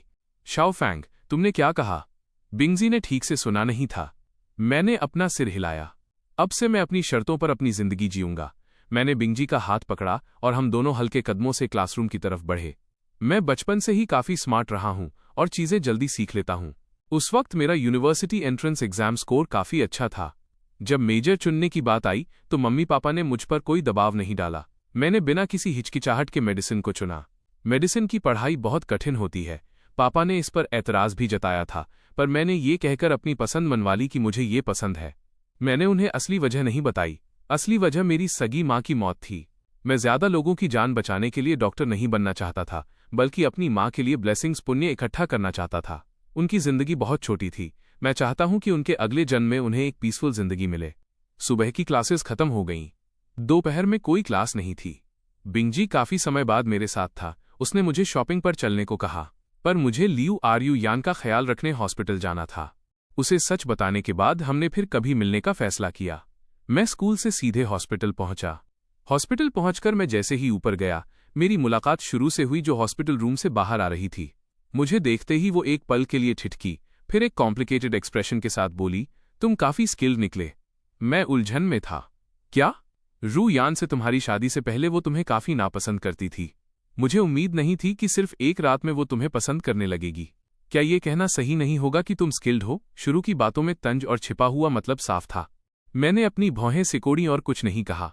पहले मैं शुरू के सामने बहुत ही ओबीडियंट आज्ञाकारी रहता था। चाहे वो मुझे कितना भी नीचा दिखाए, मैं बस सिर झुका लेता था। हालांकि रीबॉर्न होने के बाद मेरा बर्ताव काफी सख्त हो गया है, पर शुरू को अभी भी इसकी आदत नहीं थी। मेरी खामोशी देखकर उसे लगा कि मुझमें बोलने की हिम्मत नहीं है। उसने अपनी हद पार करते हुए कहा, जैसा सोचा था, एक लोमड़ी विक्सन का पाला हुआ बेटा छोटा बास्टर्ड ही होगा। अब जब शुरू अपनी हदें पार कर रही थी तो मेरा उसे और झेलने का कोई इरादा नहीं था। शुरू, अगर आप बीमार हैं तो डॉक्टर को दिखाइए। मैंने उसे माँ कहना भी छोड़ दिया था। मेरे चेहरे के भाव बर्फ की तरह ठंडे थे। आप ल्यू परिवार की सदस्य हैं, पर आपकी भाषा एक गली के गुंडे रफियन जैसी है। क्या आपको ल्यू परिवार का स्टेटस गिरने का डर नहीं लगता? ये शब्द वाकई बहुत कड़वे थे। शुरू को उम्मीद नहीं थी कि मैं उसे जरा भी सम्मान नहीं दूंगा और उसे ऐसा जवाब दूंगा। वो सन्न रह गई। जब तक वो संभल पाती, उसका पूरा चेहरा गुस्से से लाल हो चुका था। लिन फैंग, तुम्हारी हिम्मत कैसे हुई मुझसे इस तरह बात करने की? तुम्हारा और रु यान का डाइवोर्स होने वाला है, इसलिए तुम मुझे माँ मत कहो, पर तुम्हें मेरा नाम भी नहीं लेना चाहिए। मैं तुम्हारी बड़ी हूं। मुझे लगता है कि तुम्हारी परवरिश में ही कमी है। तुम लिन परिवार के पूर्वजों के नाम पर एक कलंक, डिस्ग्रेस हो। शुरू अपने ताकतवर फैमिली बैकग्राउंड के दम पर ल्यू परिवार में आई थी। वो एक शाही पॉर्क्यूपाइन की तरह थी, जो हर मिलने वाले को चुभती थी, पर बहुत कम लोगों में उसे पलटकर जवाब देने की हिम्मत थी। इसलिए बहस में वो इससे ज्यादा कड़वा कुछ नहीं कह सकती थी। जब उसने मेरे पूर्वजों का नाम लिया तो मुझे हंसी आ गई। ठीक है, आपका नाम लेना वाकई मेरी गलती थी। तो क्या मैं आपको ऑन्टी शुरू बुला सकता हूँ? ऑन्टी शुरू, आपका दिल वाकई बहुत बड़ा है। आपकी बेटी अंदर लेटी है। अभी ये भी नहीं पता कि उसके सिर की चोट का क्या असर होगा, और आप उसकी चिंता करने के बजाय यहाँ खड़े होकर मुझे उकसाने में वक्त बर्बाद कर रही हैं। अगर आप इतनी ही फ्री हैं तो जाकर माजैंग एक गेम के कुछ राउंड क्यों नहीं खेल लेती? लिन फैंग, तुम बहुत इंसोलेंट, बदतमीज हो गए हो। मैंने अपनी आंखें घुमाई, रोल्ड माई आइज। मेरा उससे और बहस करने का मन नहीं था। मैं झुका, कमरे का दरवाजा खोला और अंदर चिल्लाया, लियू यान, तुम्हारी माँ बहुत अनरीजनेबल बातें कर रही हैं। मैं उनसे और बहस नहीं करना चाहता। अब नर्स ही तुम्हारा ख्याल रखेगी। शुरू को इसकी उम्मीद बिल्कुल नहीं थी। वो गुस्से से पागल होने वाली थी। उसने अपना हाथ उठाया और मेरे कंधे पर जोर से धक्का दिया। तुम्हारी इतनी हिम्मत कि तुम मेरी बेटी से मेरी शिकायत कर रहे हो? तुम खुद को समझते क्या हो? आर्यू यान, जरा इसे देखो। यह मेरा अपने से बड़ों का जरा भी सम्मान नहीं करता। इसने मुझे गली का गुंडा कहा, लू परिवार का सम्मान मिट्टी में मिला दिया। अब मैं एक दिन भी और इंतजार नहीं कर सकती। मैं अभी सिविल अफेयर्स ब्यूरो के लोगों को यहां बुलाती हूं। तुम दोनों का डिवोर्स अभी के अभी होगा। बेहतरीन। मैंने तालियां बजाईं और खुशी मनाई। आपका बहुत बहुत शुक्रिया। इतनी पावरफुल सासू मां पाकर मैं धन्य हो गया। मुझे तलाक के लिए खुद सिविल अफेयर्स ब्यूरो जाने की जरूरत भी नहीं पड़ेगी। कितनी सुविधा है। जल्दी कीजिए। एक प्यार में पागल बेवकूफ है और दूसरी मेनोपॉजल है। मैं इस माँ बेटी की जोड़ी को एक दिन भी और बर्दाश्त नहीं कर सकता। हॉस्पिटल के बेड पर लेटी लियू आरयू यान के माथे की नसें तन गईं। उसका पूरा शरीर गुस्से से जल रहा था। अनगिनत मर्द उससे शादी करना चाहते थे। कोई भी मर्द जो उससे शादी कर पाता वो अपनी किस्मत पर खुशी से झूम उठता। लेकिन जिस चीज तक पहुंचने के लिए लाखों लोग तरसते थे, उसे मैं इस तरह ठुकरा रहा था। ये उसके आत्मसम्मान पर बहुत बड़ा हमला था। वो अंदर ही अंदर आग बबूला कैसे न होती। बेहतर होगा कि तुम चुपचाप तलाक दे दो। शुरू ने मेरी नाक के सामने उंगली दिखाई। उनकी आंखों में गुस्सा था, पर उन्होंने एक बनावटी मुस्कान के साथ कहा, रुको, मैं अभी अधिकारियों को बुलाती हूं। अगर बाद में तुम मुकरे और तलाक देने से मना किया तो मैं न केवल तुम्हें बल्कि तुम्हारे पूरे लिन फैमिली को बर्बाद कर दूंगी। मैंने भी वैसी ही बनावटी मुस्कान दी। जो मुकरेगा वो कुत्ता होगा। ठीक है। जैसे ही ये शब्द मुंह से निकले, शुरू ने फोन निकालने के लिए अपना हैंडबैग खोला। मैंने कहा था कि मेरी शादी का फैसला सिर्फ दादाजी कर सकते हैं। लियू आरयू यान ने कमरे के दरवाजे की तरफ देखा। उसकी नजरें गहरी और उदास थीं। मैं उसे तलाक देती हूं या नहीं, ये मेरा फैसला है। माँ, आप फालतू के काम मत कीजिए। आरयू यान, अगर तुम इस मौके का फायदा उठाकर उसे जल्दी तलाक नहीं दोगी तो और कब का इंतजार करोगी। शुरू को कुछ समझ नहीं आ रहा था। गुस्से से उसकी आंखें लाल थीं। लियू आरयू यान के चेहरे पर चिड़चिड़ाहट साफ थी। मैंने कहा ना कि आप बीच में मत पड़िए। पर मैं तो बीच में पड़ूंगी। मुझे ऐसा बेकार दामाद नहीं चाहिए। वैसे भी क्या तुम्हें वो फैंग युआन हमेशा से पसंद नहीं था? वो वापस देश आ गया है। क्या तुम लिन फैंग को जल्दी तलाक देकर उससे शादी करने का इंतजार नहीं कर रही हो? तुम आज लिन फैंग को तलाक दो, कल तुम फैंग युआन के साथ शादी रजिस्टर करा सकती हो। लियू आरयू यान ने भावहीन होकर कहा, नहीं। शुरू के मुंह से लगभग सहज रूप से निकला, नहीं। उसकी बेटी को एक ऐसे आदमी से शादी करनी चाहिए जिसका फैमिली बैकग्राउंड पावरफुल हो और जो खुद भी काबिल हो। ये लिन फैंग और फैंग युआन क्या हैं? ये रू यान के करियर में जरा भी मदद नहीं कर सकते, बल्कि उसे नीचे ही गिराएंगे। लियू आरयू यान ने एक ठंडी हंसी दी। तो उसकी माँ हमेशा से यही सोचती थी। कोई ताज्जुब नहीं कि उन्होंने तब ऐसा किया था। चाहे जो भी हो, मैं तुम्हें फैंग युआन से शादी नहीं करने दूंगी। तो फिर तुम लिन फैंग को तलाक देने की इतनी जल्दी में क्यों हो? लियू आरयू यान ने अपना सिर घुमाया और छत की ओर देखने लगी। लिन फैंग को अंदर आने दो। आरयू यान, मेरी बात सुनो। अपनी सांस मत बर्बाद कीजिए। लियू आरयू यान ने अपनी मां की बात काट दी। उसका लहजा अविश्वसनीय रूप से ठंडा था। शुरू ने मुझे एक अनिच्छुक नजर से देखा, फिर मुड़कर चली गई। मैं उसकी गुस्से भरी पीठ को सोच विचार के साथ देखता रहा। अपनी प्रीवियस लाइफ में मेरी आंखों और दिल में सिर्फ आरयू यान थी। मैंने कभी इस बात पर गौर नहीं किया था। शुरू जैसी पर्सनैलिटी वाली औरत अपनी बेटी के सामने कभी सख्त नहीं हुई थी। वो लगभग वही करती थी जो उसकी बेटी कहती थी। क्या ऐसा इसलिए था क्योंकि वो अपनी बेटी से बहुत ज्यादा प्यार करती थी? पर वो आखिर माँ है। अगर वो हंगामा करती तो रू यान को अंततः झुकना ही पड़ता। कितना अजीब है। मेरे अंदर के विचार रू यान को साफ सुनाई दे रहे थे। उसके दिल और आंखों में सिर्फ मेरे विचार थे। इससे उसका मूड और भी उलझ गया। उसने मेरा ध्यान खींचने के लिए हल्का सा खांसा। मैं होश में आया और उसकी तरफ देखा। अंदर आओ। मैं अंदर गया और बेड के सामने रुक गया। मैं कुर्सी पर बैठ गया। तुमने इस मौके का फायदा उठाकर मुझे तलाक क्यों नहीं दे दिया? न केवल शुरू को बल्कि मुझे भी समझ नहीं आ रहा था। वजह की जरूरत नहीं है। तुम और फैंग युआन एक दूसरे के प्यार में डूबे हो। तुम उससे शादी करना चाहती हो। तुम्हारी माँ का विरोध बेकार है। तो मुझे समझ नहीं आता। पिछली जिंदगी में अगर मैं बेशर्मों की तरह तुमसे चिपका नहीं रहता तो शायद जिस दिन फैंग युआन लौटा था उसी दिन तुम मुझे घसीटकर तलाक के लिए ले जाती। हमारी आपसी कड़वाहट 3 साल तक कैसे खिंच गई। शादी के तुरंत बाद तलाक लेने से लियू ग्रुप की प्रतिष्ठा पर असर पड़ेगा। हम अभी तलाक नहीं ले सकते। रीबॉर्न होने से पहले ये औरत मुझसे तलाक के सपने देखती थी और तलाक नहीं ले पाती थी। रीबॉर्न होने के बाद जो तलाक के सपने देख रहा है और तलाक नहीं ले पा रहा वो मैं हूं। जिंदगी वाकई ड्रामा से भरी है। मैं इसे और नहीं खींच सकता। लियू आरयू यान के डिस्चार्ज होते ही हमें तलाक लेना होगा। तो ये वाकई पुनर्जन्म, रीबर्थ है। ऐसी काल्पनिक चीज सच में इस दुनिया में होती है। तारांकन, तुम शायद भूल गई हो। हमारी शादी में सिर्फ परिवार के सदस्य थे। यहां तक कि मीडिया को भी नहीं पता था, क्योंकि तुमने जानबूझकर शादी छिपाई थी। बाहर के लोग अभी भी तुम्हें सिंगल समझते हैं। इसलिए हमारे तलाक से लियू ग्रुप की साख पर कोई असर नहीं पड़ेगा। इस दुनिया में ऐसी कोई दीवार नहीं जिसमें दरार न हो।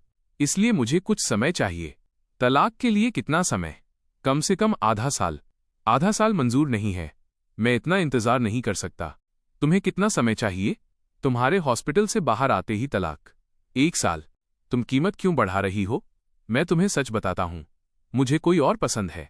इसीलिए मैं तुम्हें तलाक देने की जल्दी में हूं, ताकि मैं उस इंसान के साथ रह सकूं। मुझे तुम पर भरोसा नहीं है। क्या मुझे तुमसे झूठ बोलने की जरूरत है? अगर तुम शादी के दौरान मेरा किसी और औरत के साथ रहना और तुम्हें धोखा देना बर्दाश्त कर सकती हो तो मैं तुम्हारी बात मान लूंगा। ठीक है, आधे साल में तलाक मुझे मंजूर है। क्या खाक मंजूर है? यह एहसान फरामोश अब बुद्ध में विश्वास करने लगी है और शाकाहारी बन गई है, सभी जीवों को बचा रही है। क्या तुम ठीक हो? तुम ये भी स्वीकार कर सकती हो, तारांकन, मेरे पास कहने को और कुछ नहीं है। अगर तुमने आधा साल कहा है तो आधा साल ही सही, पर मुझे तुम्हें कुछ बातें पहले ही बतानी है। मैं वापस अपने घर चला जाऊंगा। इस दौरान हम अपनी अपनी जिंदगी जिएंगे। जब तक बहुत जरूरी न हो तब तक मत मिलना। कोई बात नहीं। लंच का समय हो गया था। 10 मिनट बाद मैं एक थर्मल लंच बॉक्स लेकर अंदर आया। मैं बिना किसी भाव के कुर्सी पर बैठ गया और बॉक्स खोला। मैं दलिया का एक चम्मच रुयान के मुंह के पास ले गया।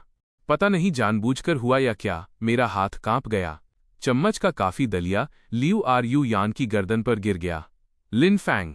उसके दिल की गहराइयों से बहुत भारी गुस्से वाली आवाज आई। मैं घबराहट में खड़ा हो गया। मैंने साइड टेबल से कुछ टिश्यू निकाले और उसकी गर्दन पोंछने लगा। पोंछते हुए मैंने माफी मांगी। सॉरी, मैंने जानबूझकर नहीं किया। गुस्सा मत हो। अब जब तुम हिल नहीं सकती तो मैं तुम्हारे साथ मजाक करूंगा। क्या मैं तुम्हें अपनी मर्जी से परेशान नहीं कर सकता? तारांकन आर्युयान ने मेरे विचार सुने, उस चिपचिपे लिक्विड को महसूस किया और देखा कि टिश्यू धीरे धीरे उसके चेहरे के पास आ रहा है। उसका चेहरा हांडी के तलवे जैसा काला पड़ गया। यह मेरे चेहरे पर नहीं लगा है। ओह, नहीं लगा है? सॉरी, मुझे लगा शायद लग गया होगा। लिन फैंग, क्या तुम्हें लगता है कि तुम बहुत ज्यादा जी लिए हो? मैं जानता हूं कि मिस लू बहुत ताकतवर और रसूखदार हैं। जो भी आपको ठेस पहुंचाता है उसका अंजाम अच्छा नहीं होता। पर क्या सिर्फ इसलिए कि मैंने गलती से तुम पर दलिया गिरा दिया तुम मुझसे निपटने का फैसला करोगी? लियू आर्युयान ने तंज कसा। मैं कर सकती हूं। तो अभी के लिए इंतजार करो, जब तक तुम हिलने डुलने लायक नहीं हो जाती। बस बर्दाश्त करो। मैंने भी पलटकर तंज कसा। लू आर्युयान ने मुझे घूरा। उसकी आंखों की गहराइयां खून जैसी लाल थीं। मेरा पूरा शरीर साफ करो और मुझे साफ कपड़े पहनाओ। मैं ऐसा नहीं कर सकता। मुझ जैसा गर्म खून वाला नौजवान इसके लिए सही नहीं है। मैं किसी और को तुम्हारे लिए भेजता हूं। लियू आर्युयान वाकई चिढ़ गई थी। वो इंसान जो हमेशा भावहीन रहता था और जिसके चेहरे पर गुस्सा कम ही दिखता था, आज उबल रहा था। नहीं, आज तुम ही करोगे। तुम मेरे लिए। बम। इससे पहले कि लियू आर्युयान अपनी बात पूरी कर पाती, मैं तेजी से कमरे के बाहर निकल गया। लू आर्युयान ने अपनी आंखें कसकर बंद कर लीं। उसे महसूस हो रहा था कि उसके शरीर की हर नस गुस्से से सिकुड़ रही है, जैसे वो कभी भी फट सकती है। पहले उसके सामने और शुरू के सामने मैं हमेशा बहुत आज्ञाकारी रहता था। मैं बिल्कुल सीधा सादा और बेअसर दिखता था, पर अब उसे लग रहा था कि शायद मैं जानबूझकर नाटक कर रहा था। ये इंसान इतना सीधा नहीं है जिससे आसानी से निपटा जा सके। न जाने कितना समय बीता। जब लियू आर्युयान उस चिपचिपाहट को बर्दाश्त करने की अपनी आखिरी हद पर थी, तब कमरे का दरवाजा खुला। जल्दी करो। लू आर्युयान की आवाज में बेसब्री थी। मिस, इतनी जल्दी मत कीजिए। पहले मैं एक गीला तौलिया ले आती हूं। दरवाजे से आई एक भारी आवाज ने लियू आर्युयान को चौंका दिया। उसने बड़ी मुश्किल से अपनी गर्दन घुमाकर देखा। एक महिला जिसकी उम्र 50 साल से ऊपर लग रही थी, बाथरूम की तरफ जा रही थी। पता नहीं मैंने उसे कहां से ढूंढा था। उसके बाल बिखरे हुए थे और उसने कामगारों वाली पुरानी, दागों से भरी वर्दी पहनी थी। ऐसी औरत से अपना शरीर साफ करवाना, उसे लगा इससे बेहतर तो उसे कोई चाकू मार दे। बाहर जाओ। मिस्टर लिन ने मुझे आपकी हालत के बारे में बताया। मुझे वाकई आपसे हमदर्दी है। फिक्र मत कीजिए, मैं आप पर नहीं हंसूंगी। क्या तुम जानती हो मैं कौन हूं? कौन हो तुम? लियू आर्युयान। कौन? लिन फैंग। तुम कमीने। लियू आर्युयान ने एक गहरी सांस ली और आंखें बंद कर लीं। ये देखकर वो महिला पास आई। शरीर साफ करने का वो पूरा समय लियू आर्युयान के लिए किसी टॉर्चर से कम नहीं था। उसने दांत भींचकर इसे सहा। जब उस महिला ने उसे साफ अस्पताल का गाउन पहनाया और चली गई, तब उसने आंखें खोलीं और दरवाजे की तरफ देखा। मैं दरवाजे के फ्रेम के सहारे हाथ बांधकर खड़ा था। जैसे ही हमारी आंखें मिलीं, मैंने उबासी लेने का नाटक किया। जो इंसान मैंने ढूंढा वो बुरा नहीं था ना? बुरा नहीं था। मेरे डिस्चार्ज होने के बाद तुम्हें ही मेरा सोच समझकर ख्याल रखने की तकलीफ उठानी होगी, हैरानी की बात थी कि लू आर यू यान अब जरा भी गुस्से में नहीं लग रही थी, बल्कि बहुत शांत थी। बस जब उसने सोच समझकर कहा तो ऐसा लगा जैसे उसने ये शब्द दांतों तले चबाकर बोले हों, वरना मुझे लगता कि वो गुस्सा ही नहीं है। मैंने शक भरी नजरों से उसे देखा। इसका दिल बहुत काला है। पता नहीं इसके दिमाग में क्या चल रहा है। ये बस मेरे हिलने डुलने का इंतजार कर रही है ताकि मुझसे बदला ले सके। पर मैं इसे पहले ही बहुत ठेस पहुंचा चुका हूं, तो बदला तो मिलना ही है। तो जब तक ये बीमार है, क्यों न मैं ही मजे ले लूं। लू आर यू यान को अचानक लगा जैसे वो किसी शेर की मांद में खड़ी हो। उसने अपना हाथ हिलाने की कोशिश की, पर दर्द इतना भयानक था कि उसकी चीख निकल गई। उम्मीद मत करो कि तुम हिल पाओगी। इस बात को समझते हुए लियू आर यू यान ने अपने सूखे होठों पर जीभ फेरी और अचानक पूछा, लिनफैंग, क्या तुम अभी भी मुझसे प्यार करते हो? मैंने उपहास करते हुए कहा, अभी भी प्यार करने का क्या मतलब? मैंने तुमसे कभी प्यार किया ही नहीं, ठीक है? जवाब बिना किसी हिचकिचाहट के आया। चेहरे के भाव और आवाज में झूठ का कोई नामो निशान नहीं था। मेरे मन की बात सुने बिना भी लू आर यू यान साफ देख सकती थी कि अब मेरे दिल में उसके लिए कोई जगह नहीं बची है। इस बात ने उसकी आंखों में एक अंधेरा सा ला दिया। ऐसा नहीं था कि उसे दुख हो रहा था, बस एक पछतावा था कि जब तक उसे होश आता उसके लिए एक बेहद सच्चा प्यार खामोशी से खत्म हो चुका था। एक लंबी खामोशी के बाद उसने भारी आवाज में पूछा, अगर फैंग युआन और मैं शादी कर लें तो क्या हम खुश रहेंगे? शायद। मुझे नहीं लगता। मुझे इसके बारे में नहीं पता। क्या तुम्हें कुछ और चाहिए? लियू आर यू यान ने सिर हिलाया। तो तुम्हें अब सो जाना चाहिए। मैं भी थोड़ी देर सोने जा रहा हूं। मैं बेड पर गया, जूते उतारे और लेटकर आंखें बंद कर लीं। मुझे महसूस हो रहा था कि लियू आर यू यान मुझे घूर रही है और मुझे चिढ़ होने लगी। ये मुझे ऐसे क्यों घूर रही है? क्या इसका दिमाग खराब हो गया है? तारांकन जैसे ही ये विचार आया, लियू आर यू यान ने अपना चेहरा दूसरी तरफ घुमा लिया। मेरी चढ़ी हुई भौहें शांत हुईं और मैं जल्दी ही सो गया। लू आर यू यान ने मेरी सांसों की लय सुनी और जान गई कि मैं सो चुका हूं। उसने फिर से मेरी तरफ देखा। मैंने लंबी पैंट पहनी थी। लेटने की वजह से वो कुछ सेंटीमीटर ऊपर चढ़ गई थी, जिससे मेरी पिंडलियां काव्स दिख रही थीं।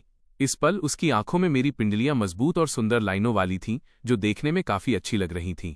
पहले उसने कभी मुझे ढंग से देखा ही नहीं था। अब जब देखा तो उसे एहसास हुआ कि मैं काफी हैंडसम हूं। साफ और तीखे नैन नक्श वाला चेहरा, एक असाधारण आभा, बर्फ जैसी सफेद त्वचा और आड़ू के फूलों जैसे लाल होंठ।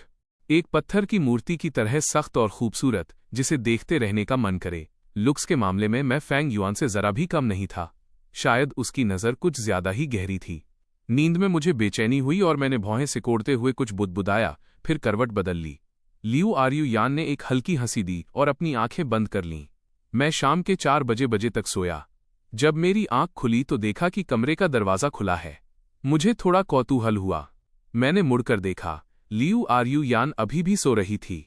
मैं बेड से उतरा, जूते पहने और बाहर गया तो देखा जू या पास ही खड़ी है। मेरे चेहरे पर मुस्कान आ गई। तुम यहां कब आई? मैं बस अभी थोड़ी देर पहले ही आई हूं। जूया का स्वभाव शांत था, वो ज्यादा हंसती नहीं थी, पर मेरी मुस्कान देखकर उसने बस हल्का सा होंठ हिलाकर जवाब दिया। नर्स ने कहा था कि हवा के लिए दरवाजा थोड़ी थोड़ी देर में खोलना चाहिए, इसलिए मैंने खोल दिया। तो ये बात है। मुझे पता था कि मैं जूया के साथ ज्यादा घुल मिलकर बर्ताव नहीं कर सकता। तारांकन, हाँ ठीक है। बात खत्म कर मैं अंदर जाने ही वाला था कि जूया बोली, यंग मास्टर, जब मैं आई थी तो मैंने मिस्टर फैंग को देखा था। वो नीचे फोन पर बात कर रहे थे। पता नहीं वो ऊपर आएंगे या नहीं।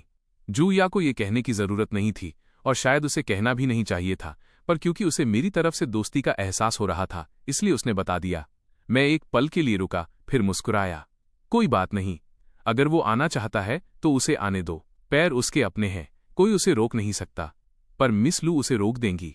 जूया ज्यादा खुलकर बोलने की हिम्मत नहीं कर पाई। वो बस इतना ही कह सकी, पर आपको बुरा लगेगा। मैं मुस्कुराया और सिर हिलाया। नहीं, मुझे अब आदत हो गई है। जूया को समझ नहीं आया कि वो क्या कहे, इसलिए उसने चुप रहना ही बेहतर समझा।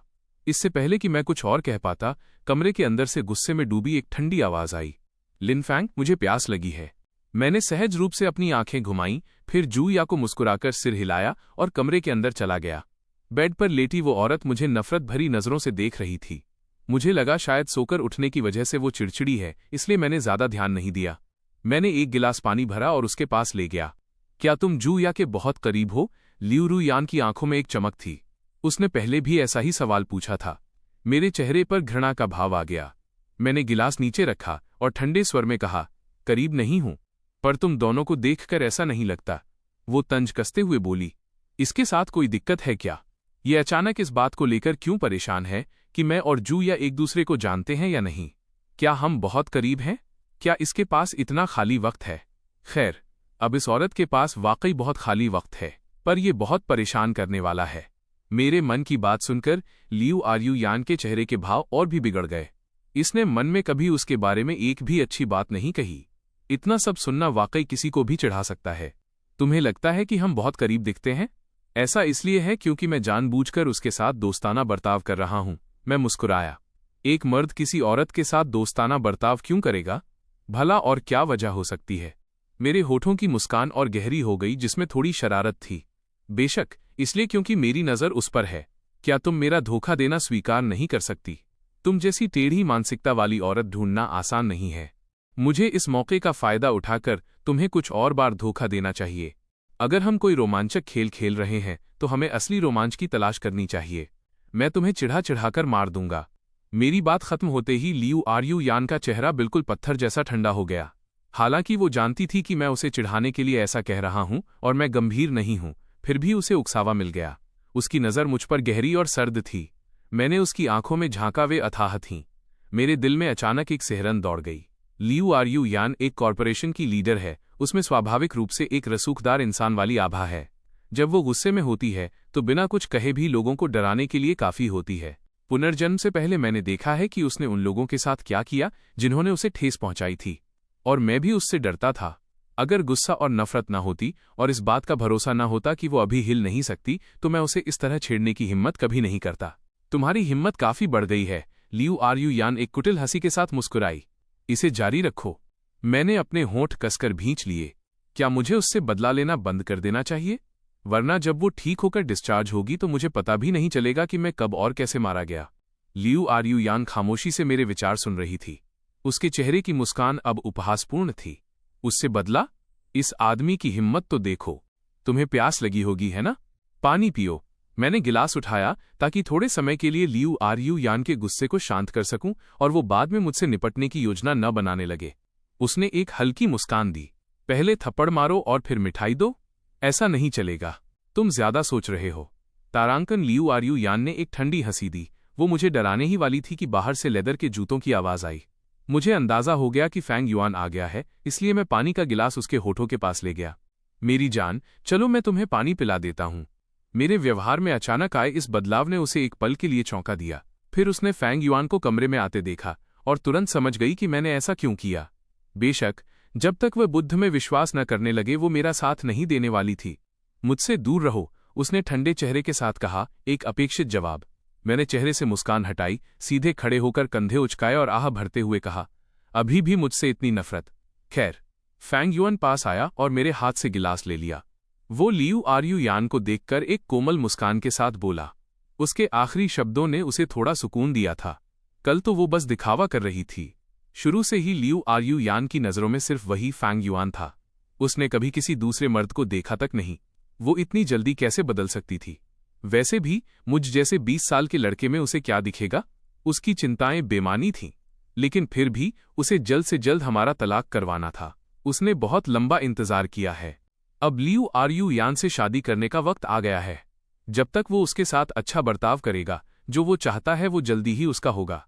फैंग युआन के मन में क्या चल रहा था, लियू आर्यू यान ये अच्छी तरह जानती थी। उसने अपने सामने खड़े उस आदमी को देखा जिसे उसने सालों तक प्यार किया था। उसकी आंखें अब गहरी निराशा और घृणा से भरी थीं। उसे एहसास हुआ कि जो फैंग युआन वो देख रही थी वो केवल वही रूप था जो वो उसे दिखाना चाहता था। कितना नकली, ये डरावना था। तारांकन उसे धोखे से सबसे ज्यादा नफरत थी। फैंग युआन ने देखा कि वो न तो पानी पी रही है और न ही कुछ बोल रही है, बस उसे ठंडी नजरों से घूर रही है। वो फिर से घबराने लगा। आर्यू यान, क्या हुआ? उसने अपनी पलकें झुका लीं। उसकी लंबी पलकें हल्की सी कांप रही थीं। मुझे अब प्यास नहीं है। तो तुम्हें क्या पीना है? मैं तुम्हारे लिए लेकर आता हूं। बताओ। फैंग युआन ने अपनी आंखें झपकाईं जैसे किसी बच्चे को पुचकार रहा हो। भाई, क्या तुम थोड़ा तो दिमाग लगाओगे? क्या वो अभी पानी के अलावा कुछ और पी सकती है? मैं सोफे पर पसर गया और एक आलसी उबासी ली। लगता है तुम अभी भी काफी चार्मिंग नहीं हुए हो, वरना तुम 5 साल विदेश में मुश्किलें झेलकर लौटे हो। अगर तुम उसे सल्फ्यूरिक एसिड, तेजाब भी पिलाते तो वो खुशी खुशी पी लेती। मेरे चेहरे पर साफ लिखा था कि मैं दरार पैदा करना चाहता हूं। फैंग युआन के दिल में गुस्सा बढ़ा, पर क्योंकि वो लियू आर्यू यान के सामने था, उसने खुद को काबू में रखा।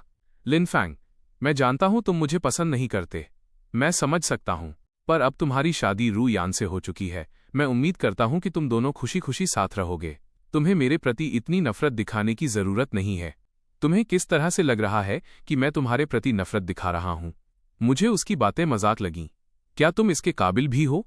फैंग युआन के चेहरे के भाव तुरंत बदल गए। लियू आरयू यान के सामने आज तक किसी ने उससे इस तरह बात करने की हिम्मत नहीं की थी। लिन फैंग को इतना बोलने का हक किसने दिया? फैंग युआन के लिए यह स्वीकार करना मुश्किल था।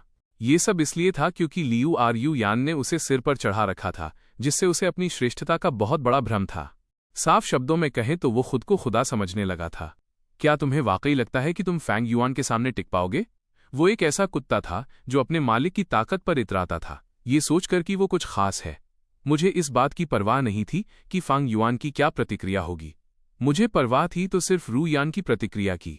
अगर लियू आरयू यान मेरी बातों से आग बबूला हो जाती और मुझे अंजाम भुगतने की धमकी देती तो मैं पीछे हट जाता और उससे सीधा मुकाबला नहीं करता। लेकिन अगर उसने मुझे सिर्फ थोड़ा सा डांटा तो मैं अपनी इस बढ़त का फायदा उठाता। मैं निश्चित रूप से फैंग युआन को इतना परेशान कर देता कि वो रात को सो भी न पाता। लियू आरयू यान मुझे घूर रही थी, उसकी आंखें चमक रही थीं, वो मेरे दिल के इन छोटे छोटे हिसाब किताब को पूरी तरह समझ रही थी। उसने हल्के से उपहास किया। मिस्टर लिन, आप बहुत ऊंचे स्वर में बात करते हैं। मुझे आश्चर्य है कि आपको ये आत्मविश्वास किसने दिया? तो क्या आत्मविश्वास न हो तो मैं बोल भी नहीं सकता? मुंह मेरे चेहरे पर है। जो मुझे कहना है मैं वही कहूंगा। इसका आत्मविश्वास होने या न होने से क्या लेना देना? मेरा रवैया बेहद घमंडी था, जिसे देखकर कोई भी अपने दांत पीसने लगे। सही बात है, तुम जो चाहो कह सकते हो। ये तुम्हारी आजादी है। फैंग युआन की आंखें हल्की लाल थीं।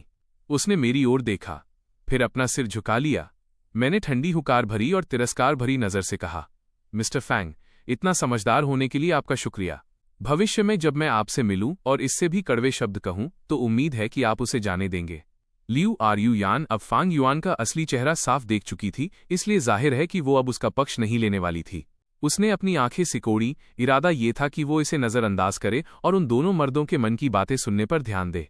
ये देखते हुए कि उसने अभी तक मुझे नहीं डांटा है, फैंग युआन ने उसकी ओर देखा। लियू आरयू यान अभी भी नहीं हिली। फैंग युआन ने अपने होंठ भींचे और रू यान की बांह पकड़ने के लिए हाथ बढ़ाया। उसका चेहरा पीला पड़ गया था और उसने कहा, रहने दो सिस्टर रू यान। लिन फैंग अभी छोटा है और उसे दुनियादारी की समझ नहीं है। वह मुझे पसंद नहीं करता, इसलिए उसका कड़वा बोलना स्वाभाविक है। क्या वो अपना मुंह बंद कर सकता है? लियू आरयू यान के दिल की गहराइयों से नफरत की एक तीव्र लहर उठी। उसकी गहरी काली आंखों में एक न पिघलने वाली बर्फ जम गई थी। फैंग युआन की याद में आरयू यान की नज़र उसके प्रति हमेशा कोमल रही थी। मुमकिन ही नहीं था कि वो उसे इतनी ठंडी नज़र से देखे। वो अविश्वास से उसे घूरने लगा। उसका चेहरा डरावना पीला था, उसकी आंखों में नाराजगी और दर्द झलक रहा था। सिस्टर आरयू यान, आप मुझे इस तरह क्यों देख रही हैं?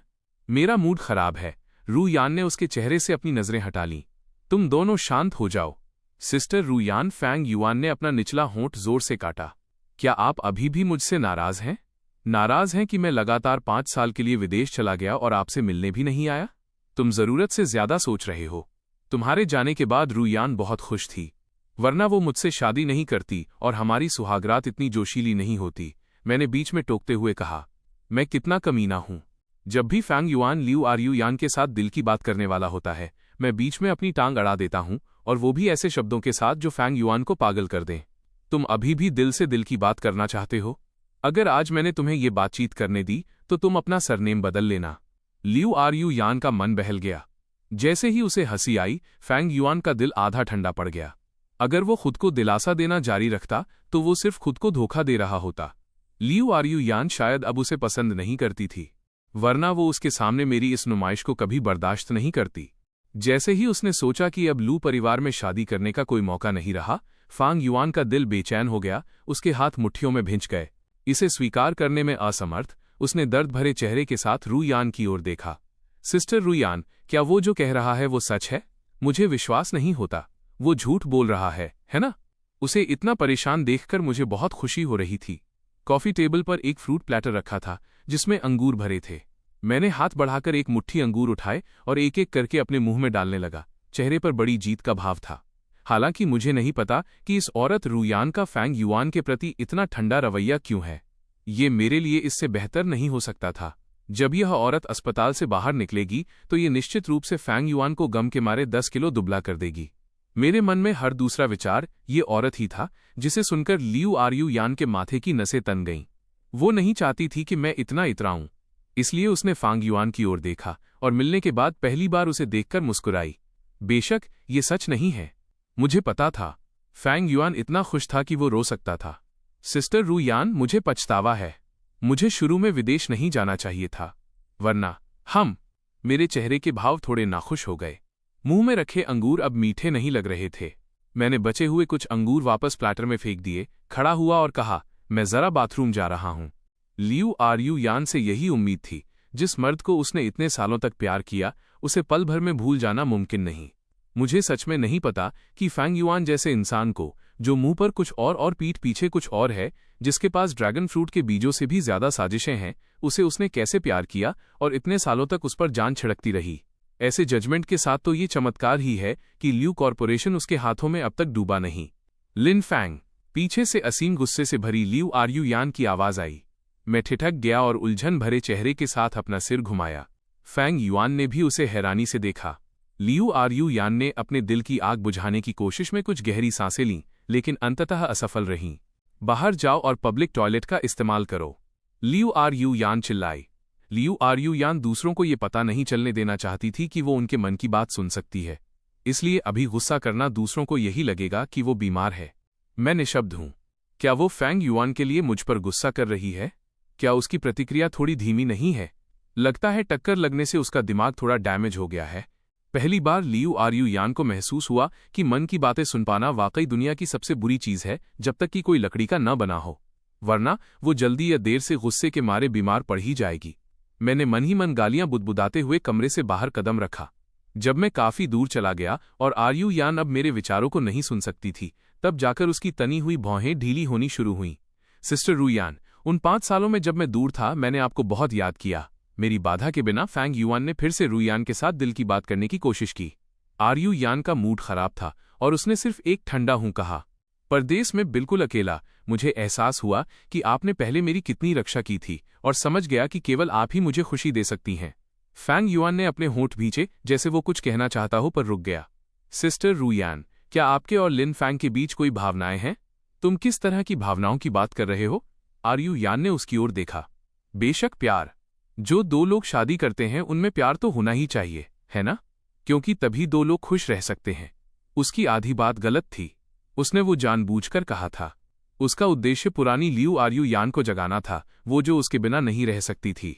उस समय की लियू आरयू यान को यकीन था कि अगर वो और फैंग युआन शादी कर लेते हैं तो वे बहुत खुश रहेंगे। मुझे उससे प्यार नहीं है। लियू आरयू यान के चेहरे के भाव शांत थे। ये सुनकर फैंग युआन की खुशी का ठिकाना नहीं रहा। वो अभी कुछ बोलने ही वाला था कि लियू आरयू यान ने अपना लहजा बदल दिया। लेकिन अब मुझे उसमें काफी दिलचस्पी हो रही है। तुम्हारी नज़र में क्या इसे एक तरह का लगाव माना जा सकता है? जैसे ही उसने अपनी बात पूरी की, फैंग युआन के चेहरे का रंग इतनी तेजी से उड़ा कि उसे कोई भी देख सकता था। ये एहसास होना कि लियू आरयू यान अब शायद उससे प्यार नहीं करती एक अलग बात थी, लेकिन इसे अपने कानों से सुनना स्वीकार करना नामुमकिन जैसा था। आरयू यान, क्या तुम गंभीर हो? फैंग युआन का गला ऐसा महसूस हो रहा था जैसे वो कंकड़ों से भरा हो। उसकी आवाज बेहद भारी और फटी हुई लग रही थी। यह झटका उसके लिए बहुत बड़ा था। वो लियू आरयू यान, जो हमेशा उसके प्रति पूरी तरह समर्पित थी, अब अपने ही मुंह से उसे बता रही थी कि वो किसी और मर्द में दिलचस्पी रखती है। ये उसे जान से मारने से भी ज्यादा दर्दनाक था।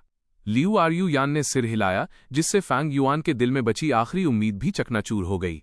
उसने सोचा था कि शायद उसने गलत सुना है या फिर रू यान गुस्से में ऐसा बोल रही है। दुर्भाग्य से ऐसा कुछ नहीं था। लियू आरयू यान सच कह रही थी। क्यों? फैंग युआन ने अपने बैग के सजावटी लटकन टासल को जोर से पकड़ लिया। क्या तुम ये कहना चाहते हो कि क्या मैं तुमसे प्यार नहीं करती थी? आरयू यान ने उसकी बात काट दी। उसकी आंखों में उपहास साफ झलक रहा था। तुम ही थे जिसने हमेशा मेरे प्यार को ठुकराया। अब मैं तुमसे प्यार करती हूं या नहीं, क्या ये महत्वपूर्ण है? मुझे लिन फैंग में दिलचस्पी है। तुम्हारे लिए तो ये भी महत्वहीन होना चाहिए। तो फिर तुम ये क्यों पूछ रहे हो? क्या तुम्हें ये बहुत अजीब नहीं लगता? मैं तो बस इतना चाहता था कि तुम मुझे इतनी आसानी से न पा सको। मैं चाहता था कि तुम्हें महसूस हो कि मुझसे शादी करने के लिए तुम्हें गिड़गिड़ाना पड़े, ताकि तुम जान सको कि मेरी कदर कैसे करनी है और हमेशा अपना दिल मेरे पास रखो। तभी मैं तुम्हारे सामने लू परिवार में अपना सिर ऊंचा करके चल पाता, लेकिन मुझे इसकी उम्मीद नहीं थी। तुम्हारा मेरे लिए प्यार बस इतना ही था। मैं अपनी साख और डिग्री चमकाने विदेश गया और आखिरकार वापस आया, और तुम किसी और मर्द में दिलचस्पी लेने लगी। मैं वाकई पूरा खेल हार गया हूं। फैंग युआन ने एक गहरी सांस ली। उसने जोर से झटका दिया जिससे उसके बैग का लटकन टूट गया। वो मुश्किल से खुद को शांत कर पाया। मुझे पछतावा है। ठीक है। लियू आर्यू यान की आंखें गहरी और बर्फीली थीं। फांग युआन की मन की आवाज सुनकर उसे अपने सामने खड़े इस आदमी के प्रति घृणा के अलावा और कुछ महसूस नहीं हुआ। वो वास्तव में हमेशा मुझे नियंत्रित करना चाहता था। क्या ऊंचे मंसूबे हैं। बाथरूम जाते समय लिन फैंग के विचार कड़वे थे, लेकिन वे वास्तव में सही थे। मेरी इंसान पहचानने की समझ वाकई बहुत खराब है। मुझे पता है। लियू आर्यू यान की प्रतिक्रिया शांत पानी की तरह थी। वो चीज जिसके लिए वो पहले हमेशा तरसती थी, अब वो उसे एक उंगली के इशारे पर मिल सकती थी, लेकिन वो जरा भी प्रभावित नहीं हुई। तुम्हारा पछतावा तुम्हारा अपना मामला है, लेकिन मैं शादीशुदा हूं, इसलिए मुझे बहुत खेद है। यह लगभग एक सीधा ऐलान था कि अब उनके बीच कोई संभावना नहीं बची है। सालों की मेहनत को पानी में मिलते देख फांग युआन की भावनाएं तुरंत टूट गईं। लियू आर्यू यान, तुम पत्थरदिल हो। उसका चेहरा आंसुओं से भर गया। किसी भी आदमी को इस तरह रोते देख किसी को भी दया आ सकती थी, लेकिन एक बार जब लियू आर्यू यान किसी से नफरत करने लगती थी, तो चाहे वो कितना भी हैंडसम या आकर्षक क्यों न हो, वो उसके दिल में एक छोटी सी लहर भी पैदा नहीं कर सकता था। उसने कोई जवाब नहीं दिया। ये साफ नहीं था कि वो जवाब नहीं देना चाहती थी या जवाब देने के लिए बहुत आलसी थी, लेकिन जो भी हो, ये निश्चित रूप से फैंग युआन की भावनाओं को और ज्यादा टूटने की कगार पर धकेल रहा था। तुम पहले मुझसे साफ तौर पर इतना प्यार करती थीं, अब तुम मुझसे प्यार क्यों नहीं करती? फैंग युआन अपने चेहरे से आंसू पोंछते हुए रोया। उसका इल्जाम लगाने वाला लहजा एक बच्चे की तरह था। तुम झूठी हो। तुमने साफ कहा था कि तुम हमेशा मेरा इंतजार करोगी। आर्यू यान टस से मस नहीं हुई।